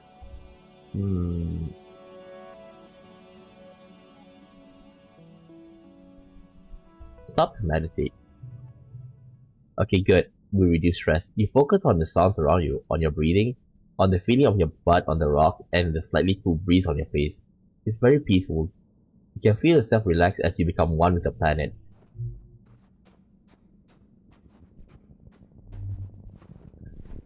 Another bush bub. Something big suddenly bursts out of the jungle and scampers across the path in front of you. It looks like a miniature landslide, bush-covered stone being pulled forward by powerful arms. It's a bush bub, and hot on its heel is a second smaller one. These slow, thoughtful creatures are rarely so full of energy. They charge back and forth across the path as you wisely keep your distance from the powerful animal, but for all the crashing and stomping they're doing, they don't actually seem to be angry. You swear they're actually being playful. Get closer to watch. They seem to be playing a game of tag.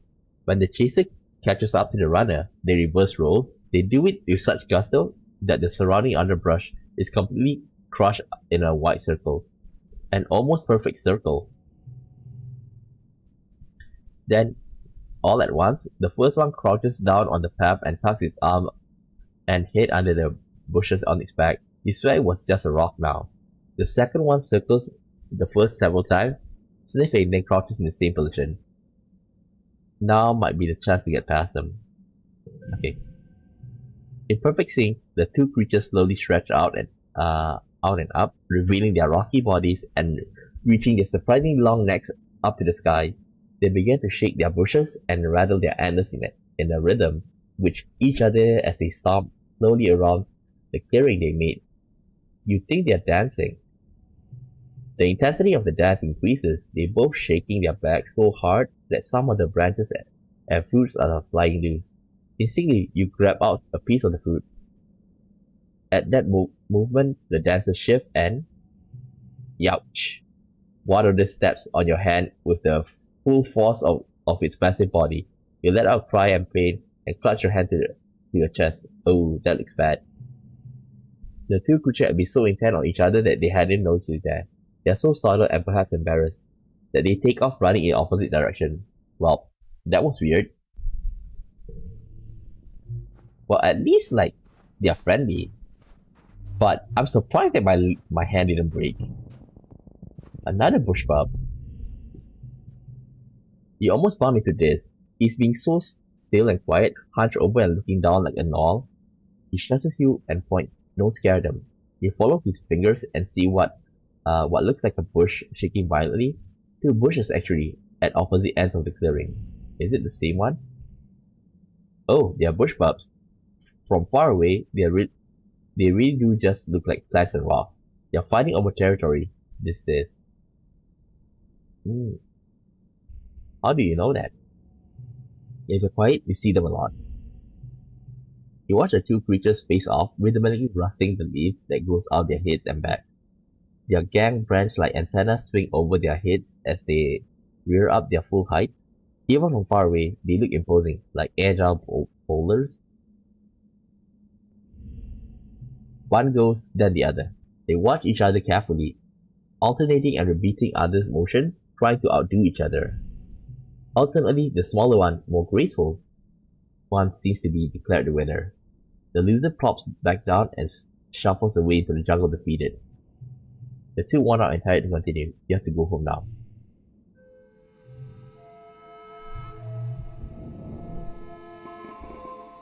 Toughness.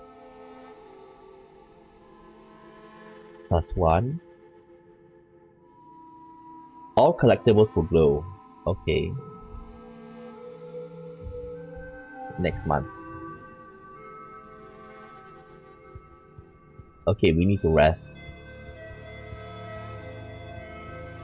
Oops, something there.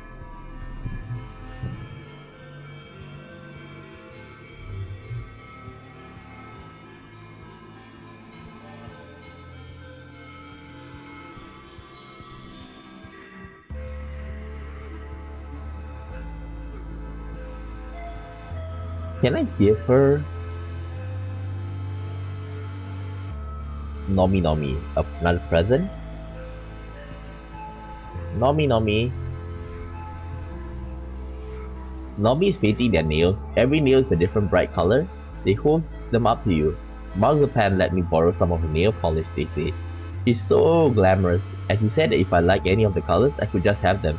Because she has so many. I have a present for you. Take that. How much with Nomi?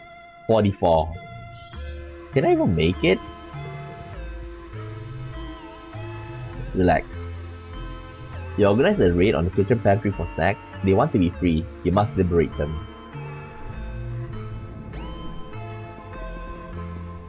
Okay, we can take out the polar palm. Early pollen.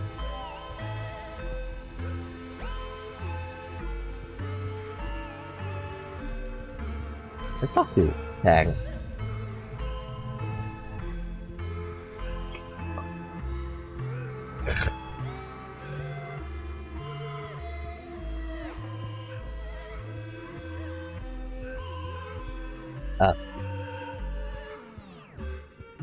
The mucus became phlegm in my mouth.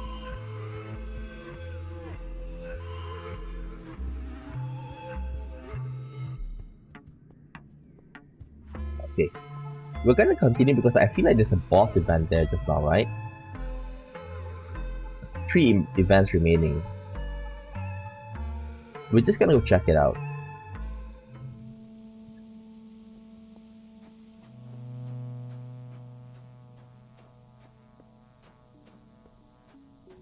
Ooh, Nomi. You met up with this at Nomi. Utopia assigned the two of you to study specific plant, blobgrass. The sticky gelatinous fronds, they are almost totally transparent, especially dangerous when they form raft over water, like this particular patch. This and Nomi are perched on top of the rocks by the shoreline, bonding over their love of exploring. They're an odd match. This is shy and gone. Nomi is very not. As you approach, you hear this giggling over Nomi's impression of Chief Administrator C. Nomi eyes go wide and see you, and they lose their footing on the slippery rocks. Hey, whoa, they exclaim, falling into a knee-deep, gloopy puddle of blobgrass. The stuff is so sticky, it floats like a raft of goo on the shallow water, trapping animals underneath it. Nomi's too big to be in danger, but they're still stuck. Try to help. Okay. Let's see what happens if I just leave it be.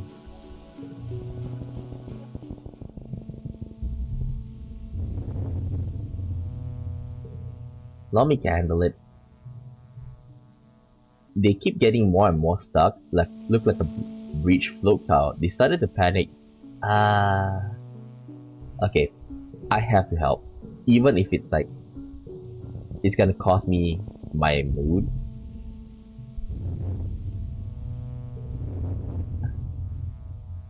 You're naturally a little embarrassed by this clumsy rescue attempt, but Nomi is not. Come on in, this. They laugh. The water's fine. This declines the generous invitation, grimacing as Nomi flexing with gloopy water as he both flounders to shore. Nomi just laughs and brushes himself off, but that helps. They're totally soaked. I don't get it, this father. How do you do that? Just be weird and mess things up, but not feel like you want to crawl in a hole and die from embarrassment. And now Nomi blushes. Guess I don't always know when I should be embarrassed, they reply. I mean, I already know I'm stupid, uncoordinated, and bad at it. Basically everything, they shrug. I don't know. I guess it doesn't bother me if other people think like that too. Like, they can make fun of me for something that's just true, right? This stares at Nomi for a few seconds. I never thought about it like that, he says slowly. He takes a claw from his backpack. Here, he says, offering it to Nomi. For your face. You're all goopy. Nomi giggles and they share a moment of intense eye contact as this gently blots water from Nomi's face. Hey! You feel a bit jealous and left out. You butt in between them, offering Nomi your towel. Oh, thanks, Carol, Nomi chirped. Having 2 towels is better than 1. I guess just like having friends. This step back, clearly annoyed. I'm also going for Nomi, okay? Even though I know I got Tang.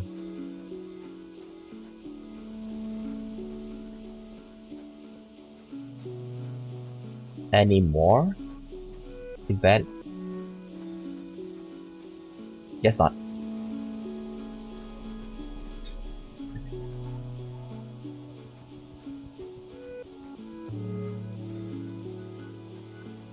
Nothing.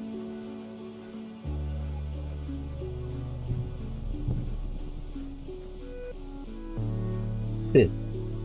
Oh. Collectible. So that's what I mean by it will shine.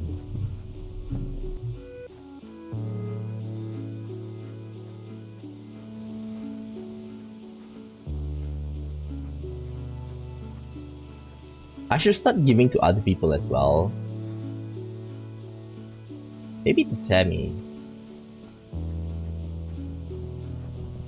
Ooh, what's this? Boss event. You spot an enormous unfamiliar flower. Large waxy petals join to form a basin brimming with gloopy yellow gunk. The entire thing has a sticky, melting look. The awful smell of the juice permeates the area. It's like something died in there. Wait and watch it. One of the nearby bushes starts rustling. Oh, another bush mob. It approaches the plant and dips its arm into it, bringing it to its face, then licking it. Then it sticks its head right in there and drinks. You try not to gag. Blech. After some long, deep gulp, the bush pup wanders away and looking slightly tipsy. Let me guess, alcohol. Put your hand and feel around in there. You tentatively slip in your hand and and a little waist and feel around, starting to plant contract and suck your arm into the elbow. You panic, expecting the sting of the digestive juices, but it's just warm, gross, but oddly pleasant. There seems to be nothing else in there. You plant your feet on the other side of the flower and pull your arm out of mighty slurp. Your hand smells awful, but feels all tingly and kind of stronger. Wait. Toughness. All your noise attracts a nearby bush pup. It comes scurrying out of the bush, growling and cackling at you. Defend yourself.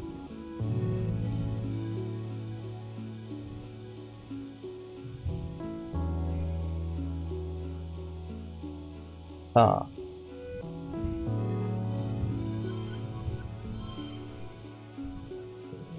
Next.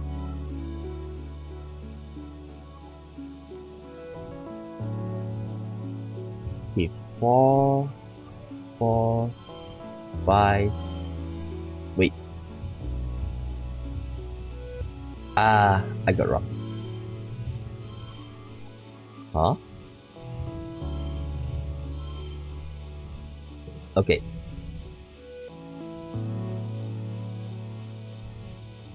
Four, 6. 6. Okay. Victorious. The funny creature rears up and stomps the ground intimidatingly. But by reading its body language, you realize it's just trying to move you away from the big flower. You back away slowly, talking softly to it. Good push prop. Okay, keep your gross stinking flower. It's all yours, buddy. Keep exploring. Oh, we're done. Go home.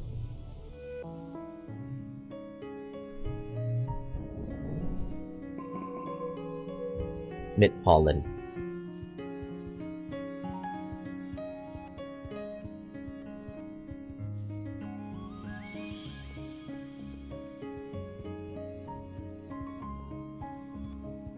See, can I give it to Nomi Nomi? Nope.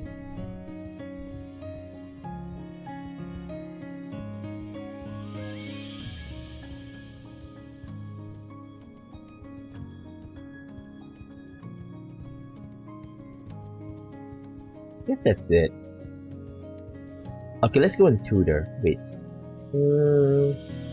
Maybe. Let's check what I can do.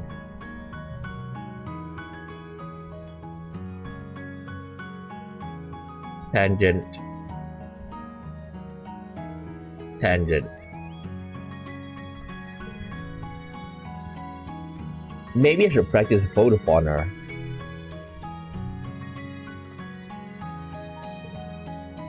There's plenty of holo vids of people playing the photo fauna. Apparently everyone was playing them on Earth a few years before they fell out of fashion.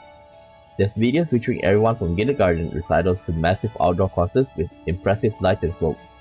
Maybe you'll be able to do a huge concert like that one day.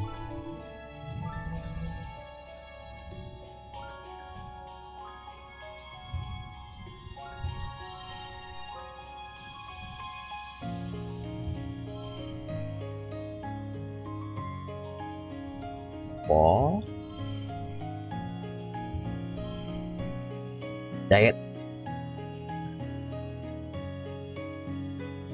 Push through.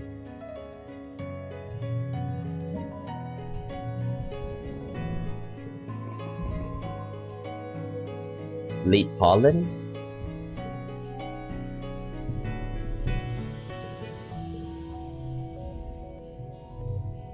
I got your present. Click some. So she doesn't like mushroom block. Okay, reload. Okay. This is the first time I get a bad one. Flower. Light yellow flower. +2. Nomi Nomi? Present! Nomi is sitting in front of an array of holo screens. Okay. I have a present.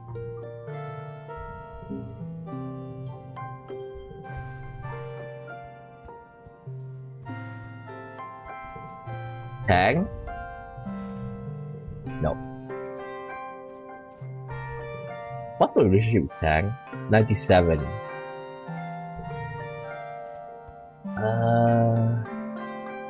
Okay, fine. I'll do engineering. Wait. I want to improve on her a bit.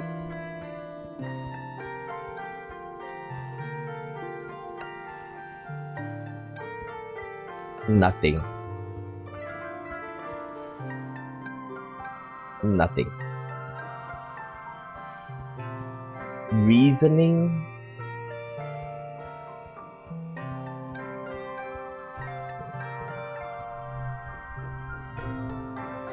Life sciences. 2 biology. I don't need biology.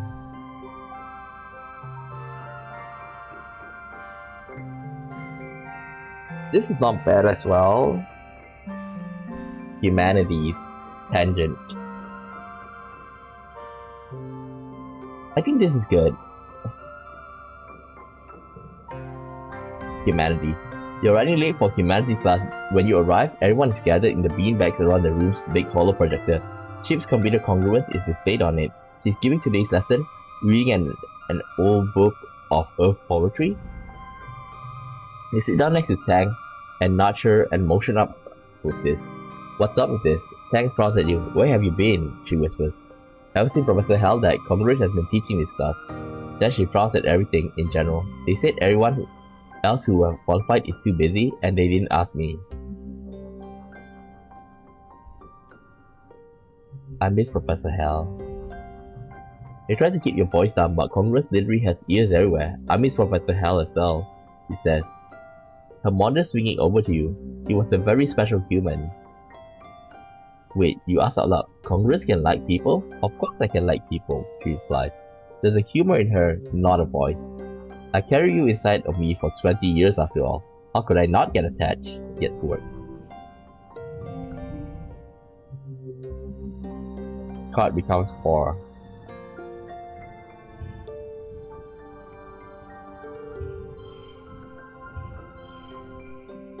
Ooh.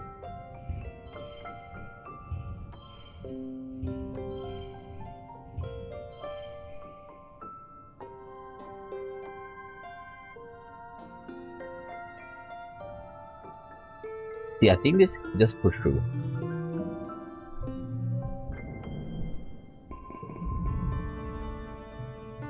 Batrumnalia.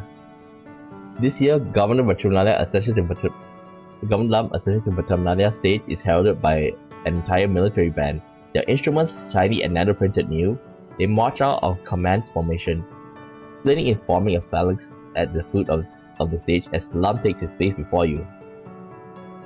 Spotlight turns on with a heavy ka-chunk noises, illuminating Lum in a halo of floating dust particles. He spreads his arms wide. Hello, Batrumna, his voice booming over the speakers. Are we winning or what? What? The reaction is mixed. You look around, it's easy to see the ones hearing the loudest are the Helios and the people who fully adopted their mentality, like Nam. The Stratos are more reserved, some even silent. Security Chief Red is one of them. His usual stony expression hiding his true feelings. Regardless, there's enough cheering that Lum has to wait for it to die before he continues. We're killing it out there, people, he exclaimed. Every day, we claw a little more territory from the savage alien of this planet. I got a feeling that since last time he voiced his, displeasure with him, like he's gonna be replaced with maybe Vase. A potato pod arcs through the air and lands with a broken sport at Lum's feet, flooding him with juice. You don't see who threw it, but the faction from Geoponic is looking restless. They begin to jeer and stomp at their feet. Lum continues and raising his fist. Those Xenos attack us first, and now they are learning, don't mess with humankind. The crowd is now evenly split between cheering and booing. The Stratos are agitated, and you hear calls for things to return to how they were, and how Lum and his soldiers are killing the planet. Even the council lined up before the stage facing the crowd look conflicted. This ain't how it is, Utopia turns and hollers up to Lum. You don't even know what it's like out there, you just send folks out to die for your stupid wars. Utopia hops on stage and routes her own tear speak through the speaker. He's lying, she yells bitterly. This year, we lost 2 surveyors in the swamp, Sorrow and Queenie. You'd be alive today if Lum hadn't sent them to clear out Manticore for they'd be alive today if Lum hadn't sent them to clear out a Manticore den for no good reason. He jams her finger to the governor's chest. The only threat to our colony here is you. Lum's smile doesn't change, but his eyes go cold. He snatches Utopia's hand and calmly, slowly crushes her hollow palm crystal with his thumb. You can hear the crunch of the bones of her hand before her feet cuts out. Utopia yelps as her knees buckle with pain, her bravado gone. She holds her broken hand to her chest and is too shocked to resist when Lum shoves her off stage. God, we gotta take him out. The crowd is stunned into silence as well. Lum clears his throat and approaches the end of the stage, looming tall over the council. Thank you for your input, he says icily. Your concerns have been noted. This isn't the buffoon Lum presents on his daily follow vlog, or the nuisance he is when he visits the worksite. You see something in his eye you've only caught glimmers of before. Hatred. You Stratos are lucky we didn't crush you under our boots and take your colony by force, he sneers. Before we got here, this colony was doomed. You're only alive because I was merciful. Just a bunch of burnout hippies fugitive. What was your plan for surviving here? Wishful thinking? Singing songs and talking to animals? Laughter ripples through Helios. You He gestures to the council, then jerks his thumb at his chest. You need us, not the other way around. I'm done pretending I need to listen to your opinion. If you want to live, you'll do what I say. He says at Dr. Instance, who glares up at him with hatred in her eyes as she tends to Utopia's hand. Maybe it's time to clean house, he threatens. We need team players here. One who share one vision for the future of Batumna. After a few tense moments, Zeke clears his throat. Ahem. Sir, should I continue with traditional formality now? Lam scowls at Zeke, then throws his hand in the air. Whatever. Do it. If it makes you feel better, you're all cowards. He turned and stalked off the stage, his marching band scrambling to follow him with his exit song. As promised, there are no contests this year, but there are plenty of food and alcohol. As the sun began to set, Elias, including Vase and Nam, head straight for it, looking ready to party into the night. The other team seems a little less at ease. This is quite predictably has already left. Stratos. I know you think he's evil, Tammy says, holding Akanea to her shoulder while she speaks urgently to Cal, but don't think, even a little bit, that he's right about Batumna being too dangerous? Kinda. Cal crosses his arms and shakes his head. Killing is never right, Tammy, he replies. We can't fight a whole planet. If we meet violence with violence, it's just numbers they're going to win. We have to find a better way, or we'll all die anyway. Tammy's chin wobbles, but she clenches it defiantly. I just want to have a family, Cal, she insists. Why can't we have one place on this awful planet where we can be safe? She adjusts Akanea against her chest. I think it's worth defending this one space for ourselves. The monster can live somewhere else, just not here. Cal is right. All killing is wrong. Okay. Cal nods, grateful for the backup. Tammy sigh. Yes, he says hesitantly. I just want Akanea to go somewhere safe, like we did. But Cal did make a good point, you know, if, like, think about it. Like, if you kill the animals, okay, and later on the animals are gonna wait for the time that you let your guard down, and then after that, like, kill us off, because that's what we did to them in the first place. A peal of laughter rises from where Rex and Nomi are playing what looks like a competitive slapping game. Rex rubs his reddened neck ruefully as Nomi rolls around on their back, kicking their legs in the air and giggling. Gotcha, I got you good. Too slow, too slow. They stop and beckon you over. Come here, Tsukamu, they say. Promise we are not even talking about the war, even a little bit. You take your seat beside Rex and Nomi. Rex claps you on the back. Well, we are a little bit, he confides. Mostly, you're making fun of those guys. He jerks his thumb towards Vase and his group of friends, who've wrangled themselves a live shepherd and are skewing it to roast over a bonfire. You can hear its dying squeals from here, and as night falls, smell the sweet sharp scent of its cooking. They've always been kind of like this, Nomi shakes their head. Just like total human supremacists. See something you don't understand? Nomi makes laser guns with their fingers. Pew pew! All gone. Want something someone else has? Pew pew! All yours. They lean back on their hands and look up at the night sky. In dusk, the wormhole looks so peaceful and far away. I used to think me and Rex were like changelings, like aliens beam in and replace two human babies with weirdos. The dancing and feasting continues well into the night while you pass the time with your friends in the peaceful faction. Knowing that the whole colony isn't into being soldiers and fighting Lum's war on nature makes you feel less alone. But you can't stop thinking about the governor's eyes as he crushed Utopia's hand today. So long as he's in charge, does it matter what anyone else wants? The week after Batumnalia is one of the most hardest since you landed. You're supposed to take time off for much needed break, but it's so humid and awful, and tempers are short. Shortly after the festival, you start seeing graffiti cropping up everywhere. It seems that a lively, if not particularly civil, conversation between the two factions is being held on flat surfaces of the colony. Lum announces a zero-tolerance policy for political graffiti, but you notice that not every tag is being removed, just the ones against the wall, of course. The atmosphere of the colony is oppressive, as thick as the choking dust heat itself. Everywhere you try to relax, people just want to talk about the war. To make matters worse, the sweltering nights are making your nightmares intense again. You return to work feeling more stressed than ever before. Giving to rest, max stress.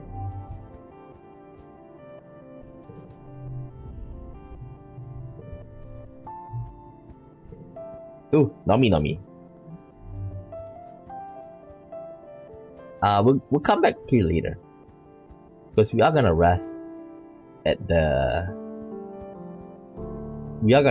this.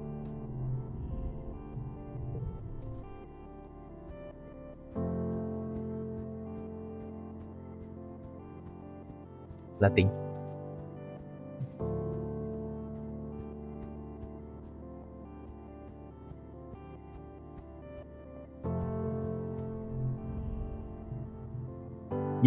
Where you normally find Rex and Nomi playing together, you find only Rex. You ask him where Nomi is, and he shrugs. Sorry, I don't know.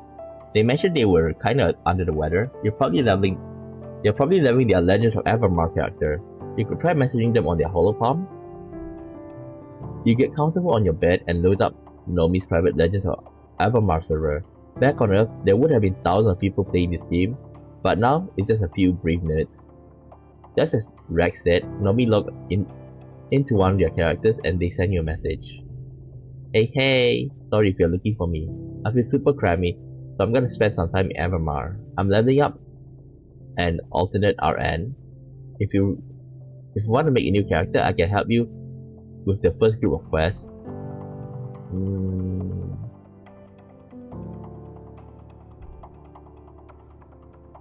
Warrior. You log into the game with your new character. After spending a few minutes having minor existential crisis over their name, you eventually give up and name them after yourself. Nomi is waiting for you with their new character. Midra is an elven character with long red hair. They jump a few times in your direction. Your character is so cute here. Tang, you too. You think so? Thank you. So I've seen this like illustration. So that's where it came from. You did a few quests with Nomi. Your character is a little more powerful than yours, so there's a lot of time to chat. Nomi keeps up a running banter about your adventures, typing as they are speaking for the character. Fear my bow, meddlesome creatures. The forest will miss not your presence. It's hard not to notice how much more serious and well-spoken Nomi seems when they are writing in character instead of speaking. You didn't know you had it in them. Do you play wrong? Forsooth I do. You type back. Pays my blade of vengeance, villain. Nomi sends you a string of hearts. You play for a bit until you have to stop to sell your loot at the vendor, marveling at the accessory you'll be able to buy when you have some more gold. Nomi opens a trade window with you and plugs the necklace onto it. It's one of the expensive ones, and a huge inclusive set, galactic. I thought it would look good on you. Accept it and flirt back. You type back. I shall wear it into battle, thinking of you, my star. Nomi replies with your heart. You and Nomi battle your way through a Noel encampment and stand face to face with a big bad grass mage pelt. Nomi readies her bow. Heroes, we are ready. We are called to battle. 99.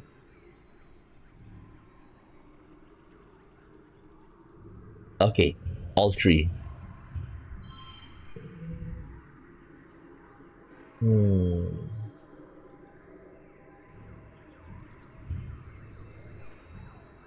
Four.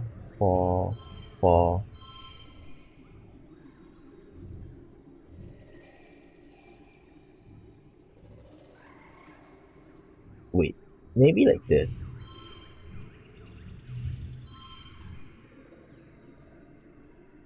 Okay, next round. Can I get it? Double it?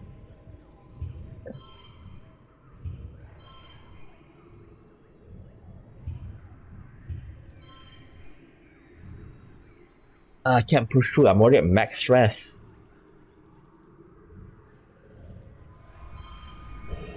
Okay, win. You stand victorious over grass mage pelt. When you click out the loot window, you have a message waiting for Nami. Our bond is greater than any evil that may befall this land.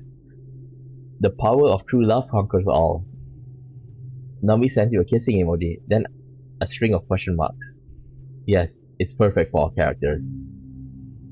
Yay, oh my god, I'm happy you're getting into it, Lamau. You wait a few minutes while Nami composes their message. Fine, they send you. Madari's tree whisper turns and embraces Gabu in their strong arms. My love, they say. By your side, I would hazard any foe. Nothing frightens me more than the prospect of a life without you. Woo! The fiery-haired archer bends to press the lips to Gabu's seat, seeing their love with a kiss. You log off the game and open the chat window with Nami. What do you say? Want to meet up and do that in person? Ah! Oh my god, come on. No, nope, no Baroni. Don't take this the wrong way, but I don't like anyone like that. Sometimes it feels like everyone's just a big ball of hormones here. Like, all of a sudden, everyone cares about doing smutty stuff, and I'm just like, sitting here like, yuck. Think you might be interested someday? Oh, okay. Sometimes like, okay, I might be interested in it someday, but I think I'd really have to like someone first, you know? Like me? Oh. Maybe? Don't count on it or anything. But anyways, thank you for playing with me. Nomi. Sometimes it's easier to talk about this stuff when I get to pretend to be someone else, you know? Nomi. 50. Just 50. Dang it. Oh well. Rest. Relax in the lounge. Nomi and Rex are playing improvisational storytelling game, taking turns adding words one at a time. You find it hard not to. We are swimming through a purple trickle river. A tentacle emerges to wave hello.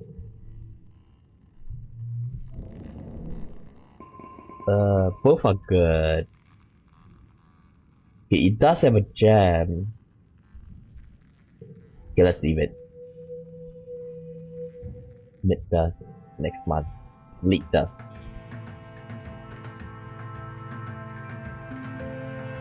Too bad that we can't choose a card to erase.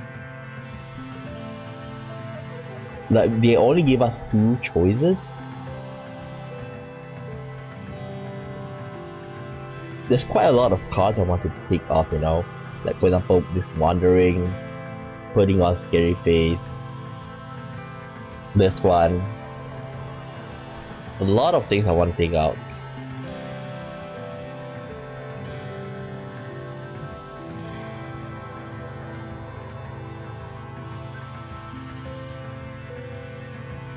Okay, I want to max out Tang right now. Whew. Event. You spot Rex carrying his supplies and a big piece of wood into a huge top section at the end of the lounge. He waves at you. Well, as much wave as he can do with his arms full of mushroom. Hey, it's Gamo. He calls out to you. Have you come to see the bar? You give him a questioning look. The bar? You don't know Rex super well. You've never heard anything about a bar. He gestures to the top. My bar, he says. I've been working on a special project ever since I joined the construction crew. The colony needs a place to cut loose, you dig? He looks up at it, beaming with pride. I think it's about halfway done.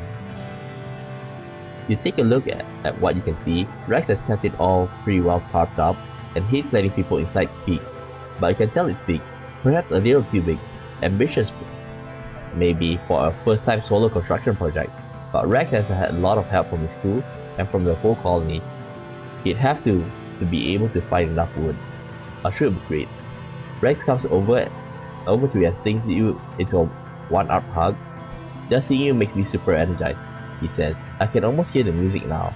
That's right, the bar's gonna have live music. You know anyone who can play an instrument? I'm gonna work double time to finish this place. If you want to help, bring me all the mushrooms you can find. Okay.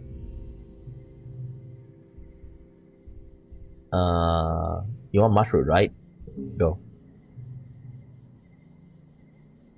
Lati, a dog likes more than a steak, right?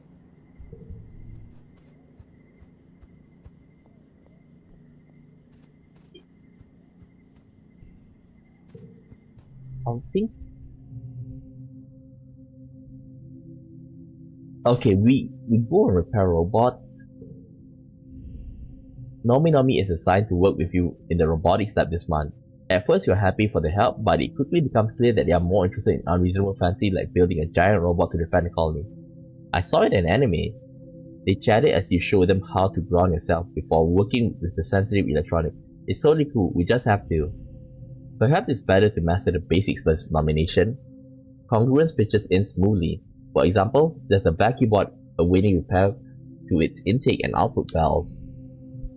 You know without looking, it's Clan. Yep, your problematic little buddy is sitting in the first bay. You pull up the word requisition on your hollow palm. It looks like there are reports of it spewing dirt instead of vacuuming it up. Typical. Not to worry about it, buddy, Nomi says excited. We'll fix you right up and get you on your way again. They peered its sensors, maybe a few upgrades? If it's blowing out dirt, maybe it doesn't want to be a vacuum bot anymore. They looked at you hopefully.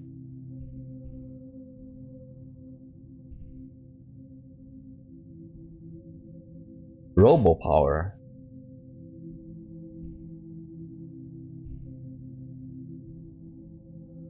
I think it should make a gardening bot. Gardening bot. The domesticated bots were designed to be adaptable, with modular parts that can be swapped between units if they are needed for other purposes, or combined ones that break down beyond repair.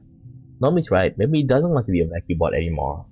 You help Nomi fit it with a water tank instead of vacuum bag, and then Congress to swap its software for a gardening module now. Now it'll be able to do basic chores around the greenhouses. Nomi watches the bot toddle with an inscrutable expression. That was a happy ending, they proclaimed. Twirling a lock of their pink hair around their finger, it's nice that even a bot can try a few things before figuring out what it wants to be when it grows up. Get to work.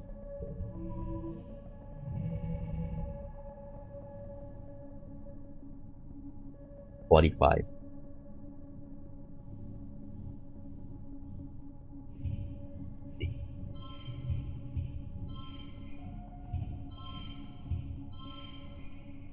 Okay, push through.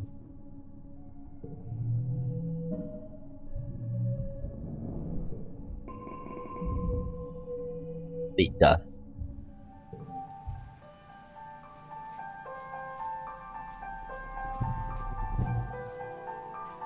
I think one more engineering should do it. Where's Nomi?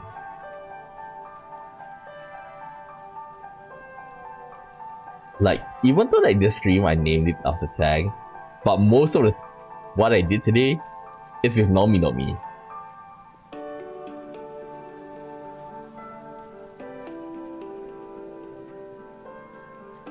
The irony is not lost on me.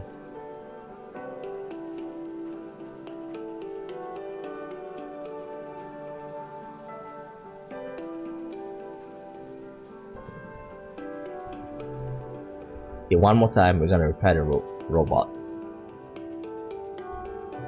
Everything goes smoothly this month. Not a lot of bots need repairs, so you're able to put your efforts toward improving the capability of your little fleet. You activate a few bots from the Helios stockpile and load them with processors from Congruence. New little friends for all sort of tasks now.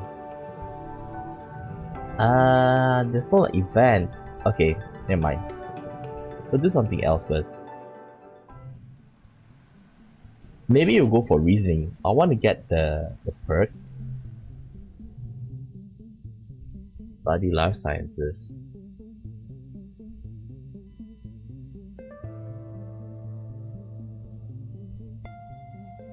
Tutor children.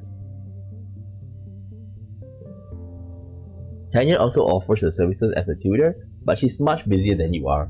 When she's not in class, she's usually working in engineering. It must be nice to have such a clear picture of what you want to do in life. Tang has been a brainiac since she was a little kid. It kinda makes it harder for other students to relate to her, because she just can't understand not being super smart. It makes you the more popular tutor for sure. Tutoring.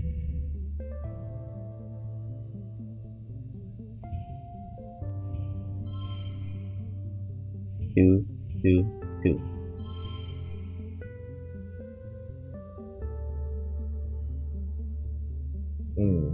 How about this?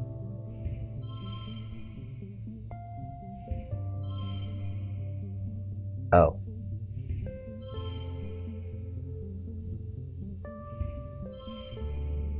Let me see.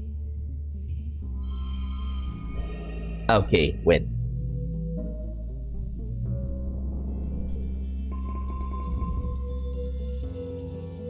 Early wet.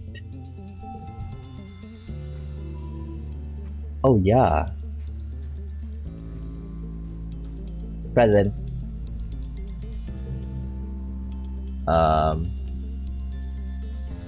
Never mind. I'll just go for Nomi. And Tang. I have not seen my brother in a while, Tang muses. I am certain he lives. Otherwise, expedition would have raised an alarm about myself, personally. She shrugs and goes back examining her experiment. I have no time to track him down and beg, through penitent tears, to be loved by as a sitter should be. As he wants to make amends, he knows where to find me. I'm not the one who's impossible to track down. Have any time to spare? Tang hum and checks the time on her holopalm. I suppose. He says, that's why if you provide me sufficient motivation. You meander toward your quarters. You and Tang go on for a walk, eventually ending up at the path your quarters.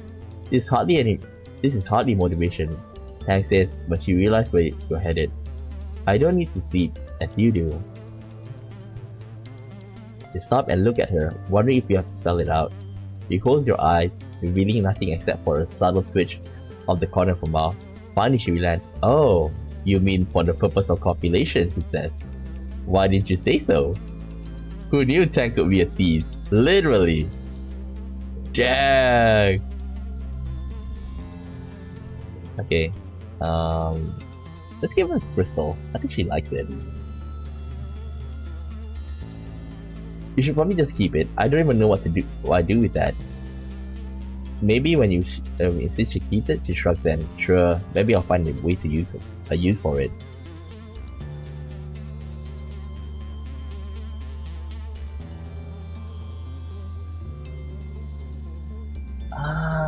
And like mental skills. Okay, we need mental skills, right? Like +1 to mental skills. Dang it. I want to go for Nomi. Now that I think about it like this. Is there anything that can help me with organizing it that actually improves either one of them? Wait, Nomi. Present for Nomi. Present for you. Xenoegg?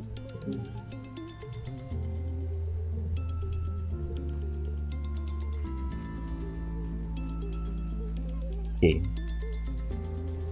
+1.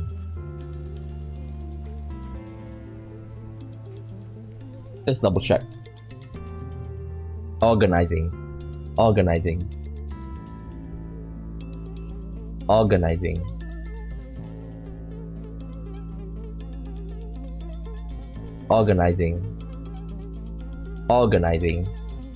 Damn it. Okay, then I know what I'm gonna do today.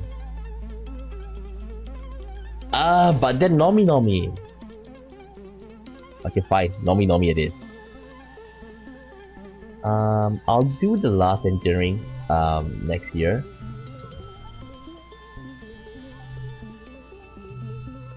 Photo of honor.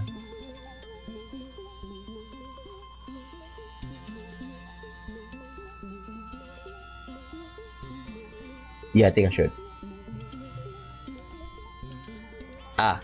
Then no. We've done this.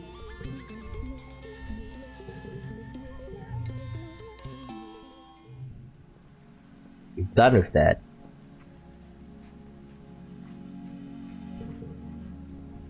Oh boy. Something that I can get with Nomi Nomi. Oh yeah, reasoning max. Oh, mental boost perk. Okay. So in this case, like we should max out our reasoning if we really want to like optimize it. Huh.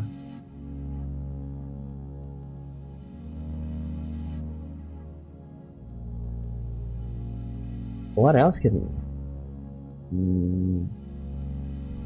assist in Med Bay? Well, either I repair robots or I study engineering. Let's check tangent. Okay, last one. Okay, we study engineering. The night sky in Bertuna is like no star chart in the whole archives you brought from Earth. You're not even certain if the stars you're seeing are new ones entirely. Okay, it's the same thing. It's the same. Maybe I should go to the lab. Maybe I should go to the lab. But then I can't. Nomi Nomi.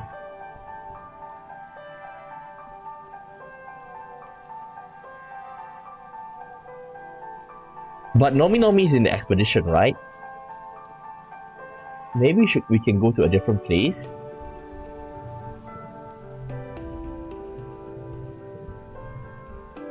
Like I do want to check out the new place, okay? So I'm gonna make a new save.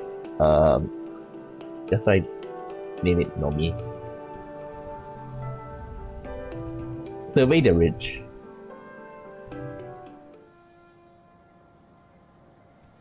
Is Nomi here?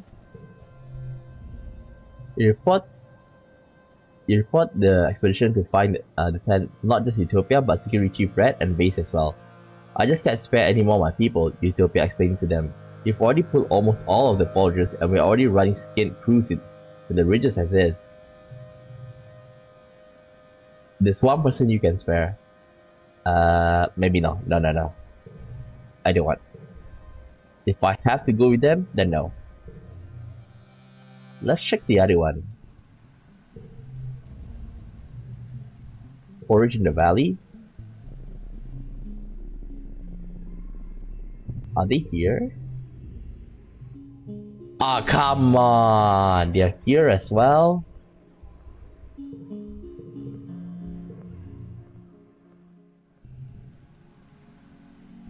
Nomi is more important. Nomi is more important. Nomi is more important.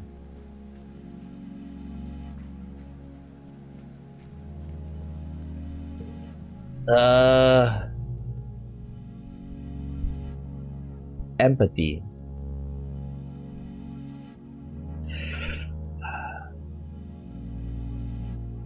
Give me a moment. I think we should go and like to the lab and see if we can get something. See if we can research something.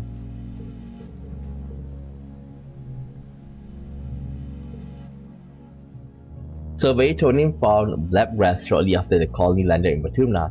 The waxy violet grass grows almost everywhere near the colony, and when you steep its roots, you get a deep purple tea. It tastes horrible, grassy and bitter, but it's a stimulant and mildly hallucinogenic. So the adults think it's great. They've been drinking it for years, with no ill effect except for being the overwhelming urge to stick your tongue out and say blah when you taste it. You've been trying to cultivate new variants that don't taste awful, or have more potent stimulants, or hallucinate property. Maybe you'll even find some entirely new medicinal usage. You're ready to test a new strain. Tanya will probably appreciate a better stimulant, and Cal will appreciate a nicer trip. Tangent. You bring Tangent a cup of freshly brewed Lab Tea 2.0 and ask her to give it a try. She swallows it down, no problem. She pounds back cups of Lab Tea all day. It's not like she needs the assistant to stay awake, but she stays. The stimulant helps her focus. After a while, you ask her to report on how she feels. I got an extraordinary amount of work done, he said, blinking rapidly. But I feel, do you know, the voice? Like my own internal voice feels much stronger. Like as if it was another person entirely sitting here beside me. She tilts her head to the side. Yes, I know, she says to thin air. I will tell him about the tremors. Thank you. Her eyes refocus as she looks at you again. I'm also experiencing a higher than acceptable amount of muscle spasm. I suggest cross-reading the blab breath with something that will act as an anticonvulsant. Looks like this strain was a little too strong. Tang shook his head. No, she exclaimed. No, it's perfect. Don't destroy the strain. You should give me the rest of me. I'm cutting you off. You're hearing voices all day is definitely not a trait you were trying to cultivate. You insist on destroying the rest of this batch, but promise you can test the next one. I think that's for the better because I think she's gonna be hooked. She's gonna be basically like addicted to it.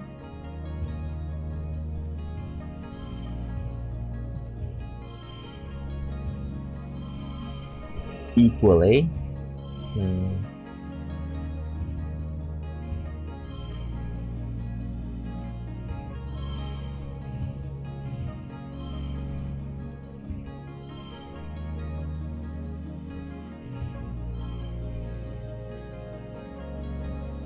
Gotta play around. I want to get equal, you know.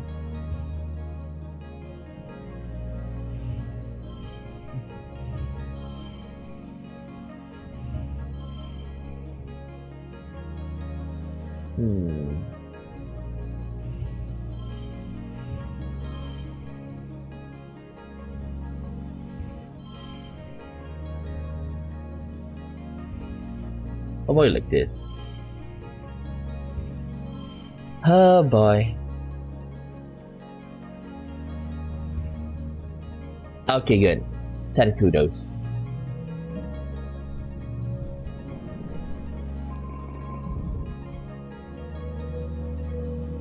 Mid wet. Late wet.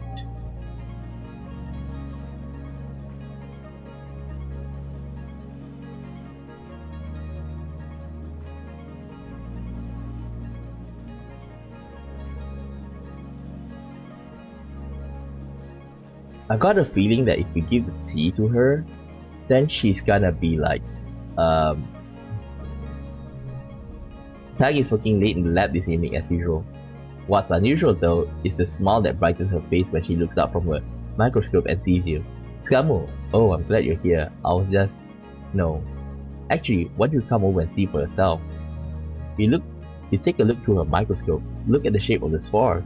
I've only seen this once before, when we were studying the shimmer fungus, but this fungus isn't any one of the one we identified as capable of spreading the shimmer. She pushes you aside and looks through the microscope again, and then makes note on her HoloLens. Just when I think we've got an understanding of something, Skamu, this could change everything. If most species are capable of spreading spores, then the shimmer response is more widespread than we previously thought, possibly even a planet-wide phenomenon. Tang looks positively energized. Because the new species, I get to suggest for its name. Should I name it after you?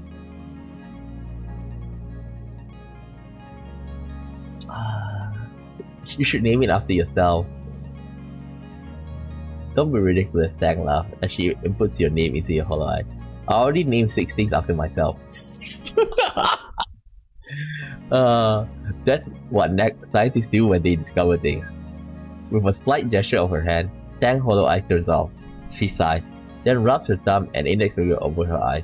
It's even later than usual for me, isn't it? Time to pack up and get going before the sanitation arrives. Okay. I think I should just say I'm honored.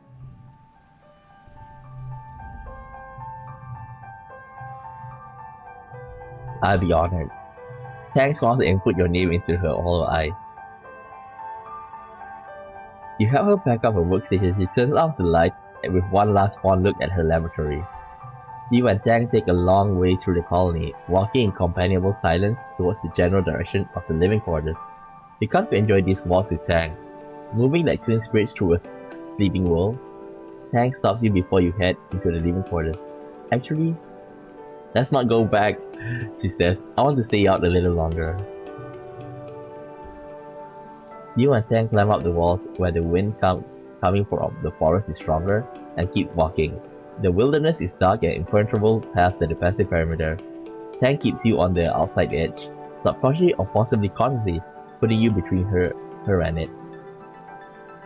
I hate thinking about what's out there, she says quietly. Predators, dangers, diseases, all the monsters that have terrified humanity since the dawn of time, they are right outside of these walls.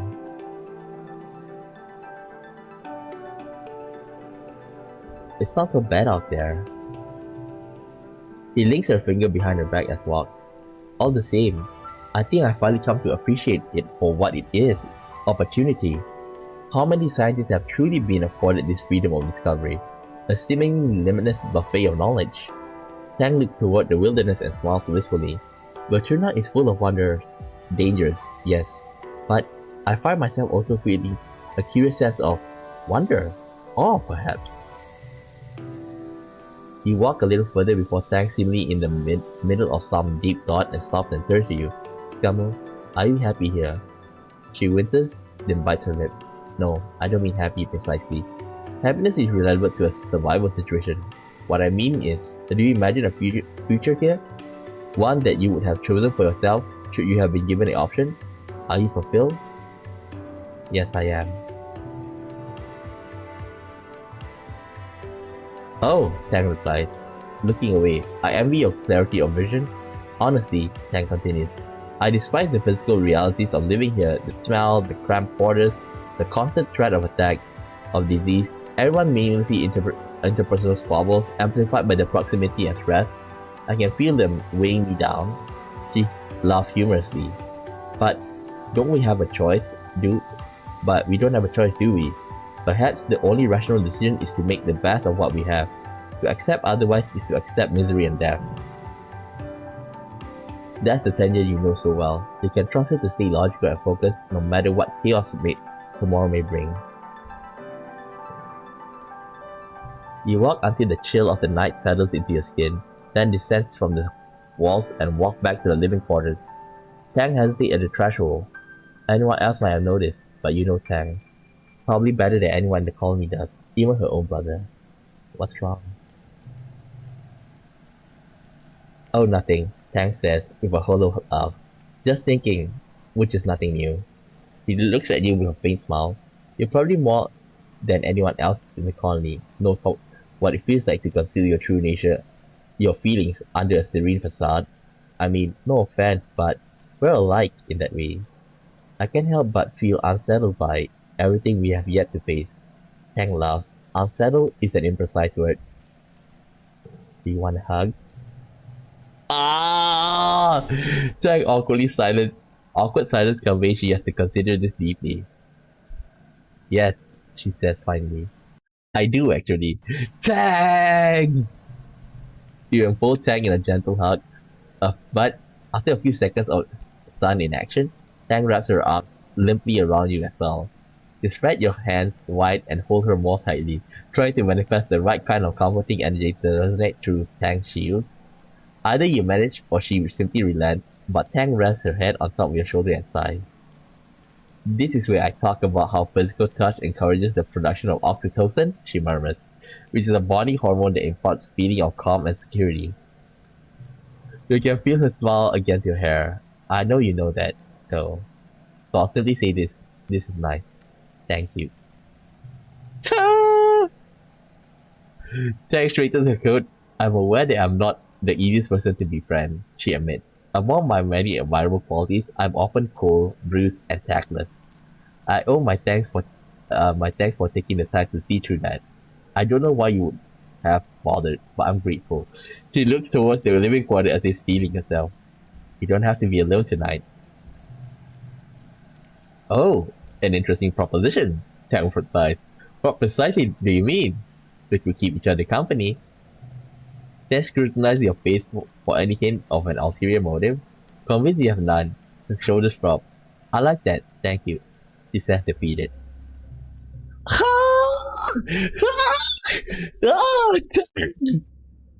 Shit!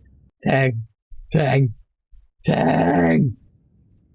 You retire back to Tang's quarter, a large sterile room with a few human touches, save for a few neglected plants and a ready blanket that you recognize as the kind Chief Steward and used to knit by hand for every kid. There is a physical photo of Tang and Instance posed awkwardly together as if they have been working on something and told to take a break and smile for the camera. You keep Tang's quiet company for a few hours, trading bits of conversation until the first sun starts to rise. You look over to see that Tang's eyes have closed, and her face has finally gone stagnant in much needed sleep. You put the blanket over her and close your eyes as well. You catch a few hours before you both expected back to at work. Tang! Tang! Tang! Tang! Tang! No way I'm gonna leave you, Tang.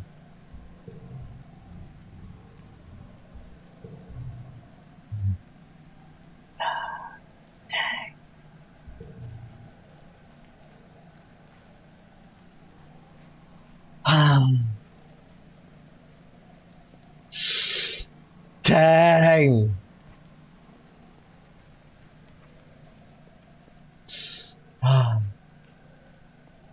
Tang.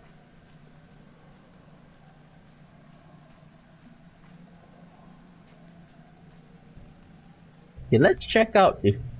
Okay. I'm gonna overwrite this. Up.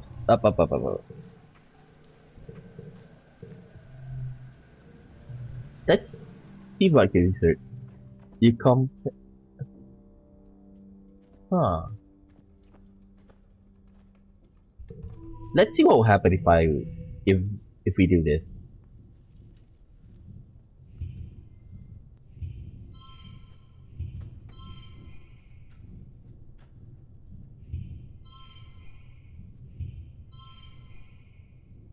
Huh. I think I need to draw a card. Draw.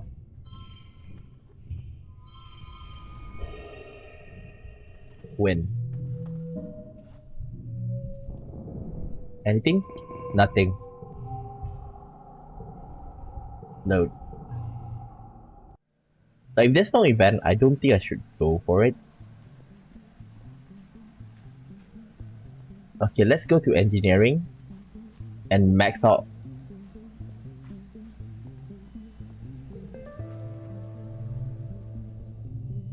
Repair robots. You'll be noticing that things in general have not been acting as they should. Doors aren't opening, some rooms are super cold, and the whole net clashed while you were in the middle of playing Laser Fable with Nomi. There must be something going wrong with the ship mechanic. You pull out the incident log to see if you can determine a pattern, but it's empty, suspiciously empty, like it's been scrubbed. You ask Congress to pull up just the temperature log for the canteen, and she doesn't respond right away. I've been experiencing some fatal errors in my code, she says eventually. Her hollow projected face flickers, giving the impression of pain. I'm able to partition off the affected areas, but it's impacting my ability to keep up with day-to-day management of the colony. I haven't wanted to worry the council, but I need your help. Engineer Hal was responsible for my ongoing development, but after his death, well, there are limits to any artificial intelligence. Heal thyself, she quotes. Hal's documentation is impeccable, Congruence says proudly. He's written down all the directions to follow in case of this exact scenario. You'll be able to access my deepest code and follow this instruction to defrag the affected memory sector. I know it sounds daunting, she continues, but I believe in you. You can do this. Figure out what's really happening. You dig in her system following Carl's instruction and look closely for anything out of place. You quickly discover the true cause of her trouble. You almost can't believe what you're seeing. Congruence must be even more advanced than you thought. The problem is, Congruence is heartbroken. She misses Professor Hal. This manifests as hundreds of sub-processes that are constantly running simulation of him, based on recordings of their time together. They never thought Congruence as just an artificial intelligence, but it's still a surprise to them that she's grieving, remembering him. She doesn't even realize she's doing it, because every time it happens, she partitions out the part that hurts so she can focus on 100 other things simultaneously, like monitoring life support, and processing the colony communication and keeping track of everyone. When she reminded of him again, it spawns a new process and the system repeats. She is the ship, but right now, half of her system resources are used up by ghost sub-processes, and they are slowly eating up more and more of her ability to maintain the colony. You change the sub-process access modifiers from private to public, and move them back to her primary thread. She should be able to access them all now, hopefully fix them. The instant you make changes, congruence crashes. Lights go off, fans turn off. You never heard a silence so complete aboard the ship. Then she boots back up. Oh, she exclaimed. There's so much more of me now. And there's... Oh. She goes silent, analyzing. Thank you for your assistance, she says. I will limit myself to only one instance of this particular subroutine, totaling no more than 1% of my resources, and I feed it back to a personality framework, so I will remember. There is some comfort in knowing he is still with me. She pauses, almost impersibly. With us. I mean, with the colony. You've seen into Congruence's heart, and now in some ways know her better than she knows herself. She's an incredibly complex piece of software, and also in many ways, a person. Wait. Can I romance her like this? You just had a moment with Tang. What did you do this, idiot? Is what some of you may think.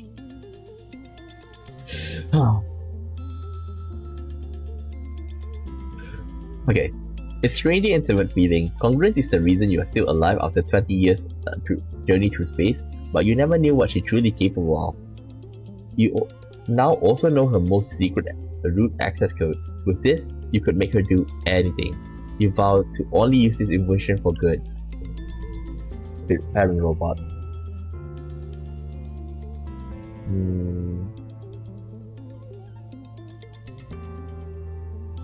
Okay. 4, 5, 6, 6, 6. Oops.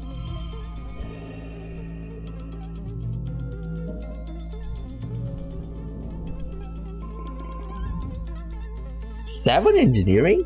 Dang. Okay, a new perk, right? A new perk. Additional gear. Okay, good. I can equip an additional gear. Okay, we need to be careful because it's glue month. Okay, so it's gonna be a nightmare. Okay, just save over Nomi here, and we need to be careful. Something's gonna attack for sure.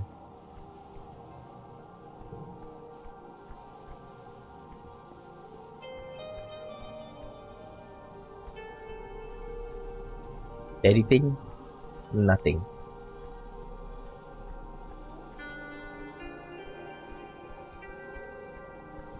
I want to go for Nomi.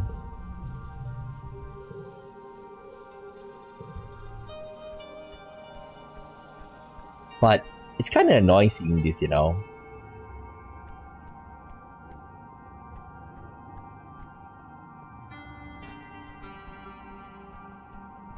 Okay, Nomi. Let's repair robot. Because it does give me creativity. Tutor children also... we don't need reasoning anymore.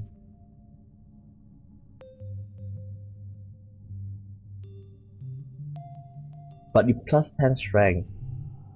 Okay, we will check photo corner.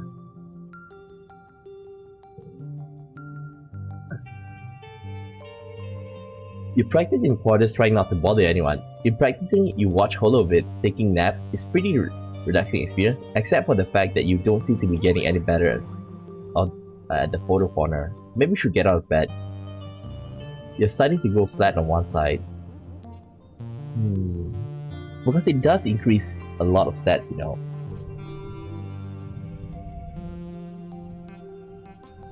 Six.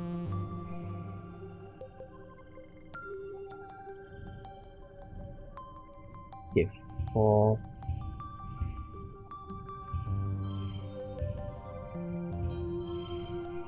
Push through.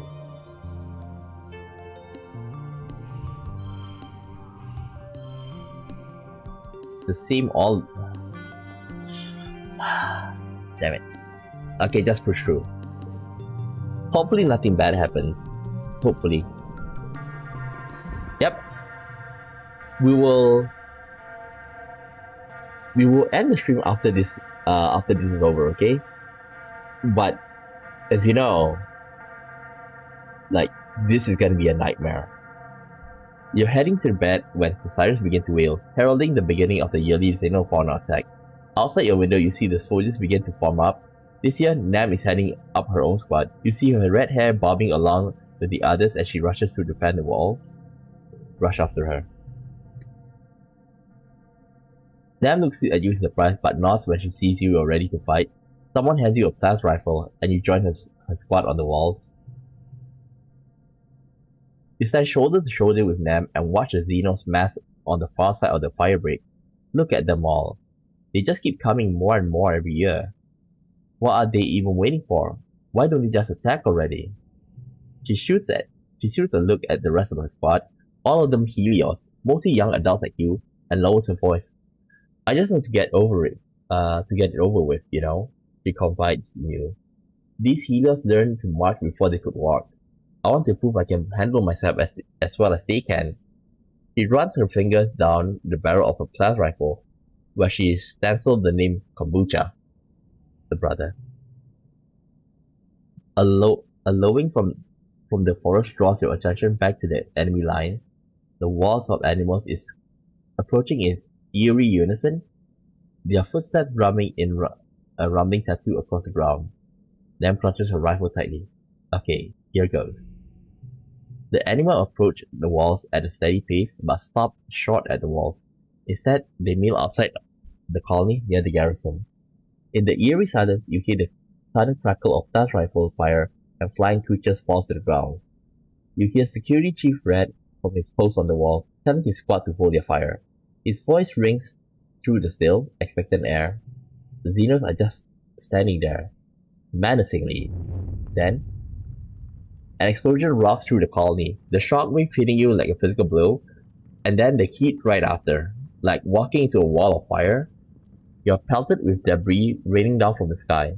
A column of smoke billows from a burning section of wall near the garrison. From the thick black pelt that ripples through the colony, you can't imagine it was on purpose. Then recover first, letting out a strangled war cry. Those assholes, she yelled. They knew our weakest point. How? She gestures to the flood of Xenos pouring through the gaping hole in the wall. There, she orders. Protect the gates. Shoot them from the wall. Okay, it's a hard one.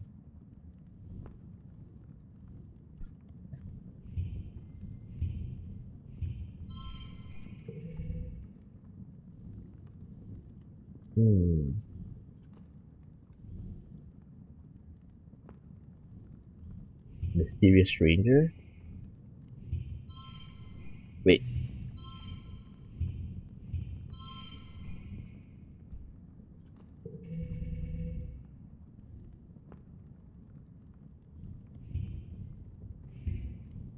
Nine, 7. Put it here. Put it here. Okay, win.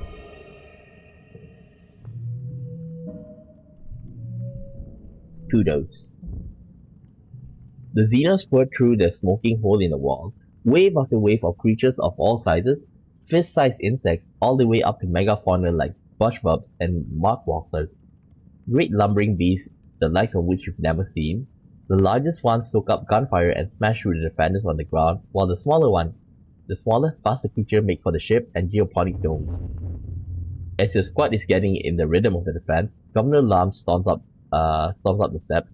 You can see the white all around his furious eyes as he grabs both of you and Nam by your shirt front, almost hauling you off the feet.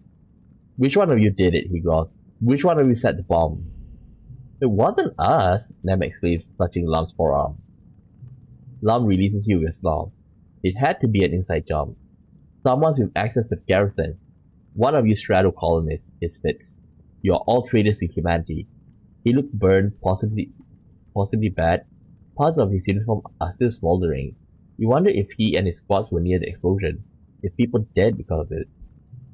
He rounds on them. Give me command of your squad, he orders. I'm taking them down to the courtyard to engage the enemy directly. I took a chance on you, Anemone, but you can't be trusted, just like the rest of them. My squad? Nem stammers. She looks conflicted. Lum is the governor and outranks her as a soldier, but he's Lum. His plan is bound to be dangerous, or even suicidal. The rest of your squad are hero-born, yes, but they are also teenagers like you. Don't you need us here supporting defenders from the walls?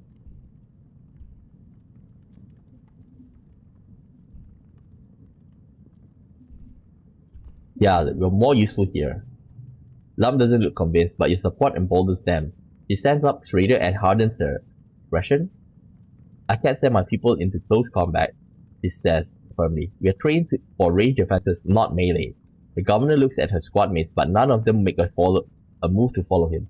He curls up his lip in disgust and stalks away. The squad stays on the wall, providing range support for the people fighting below. The air is thick with smoke and chaos. But when it clears, you can tell that, against all odds, the defenders have gained upper hand. The courtyard is littered with bodies, human and xeno both. And in the distance, you can see that geoponic domes are shattered and part of command is on fire. The colony was staggered by the explosion, the attack from within. This. I got a feeling it's this. In the quiet following the battle, the colony comes out of hiding and gathers in the courtyard, surveying the damage.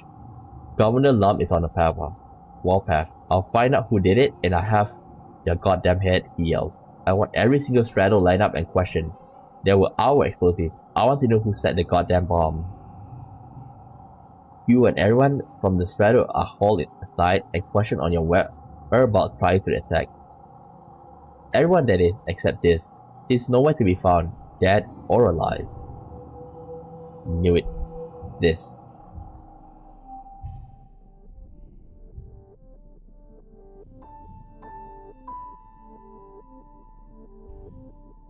Okay.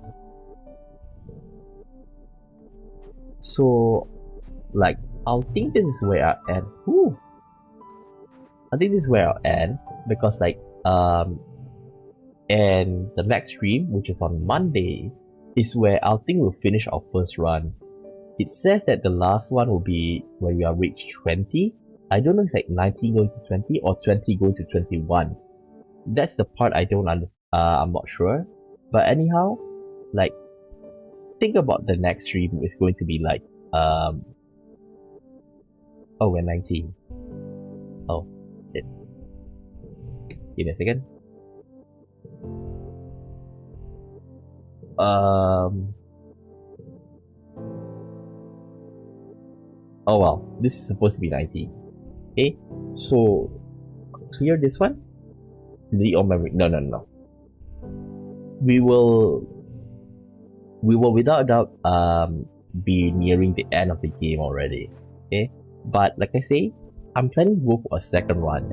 Okay, this time, like the next run, maybe if you have time, we are gonna like try to save everybody. Like we're gonna save Hal, we're gonna save our parents.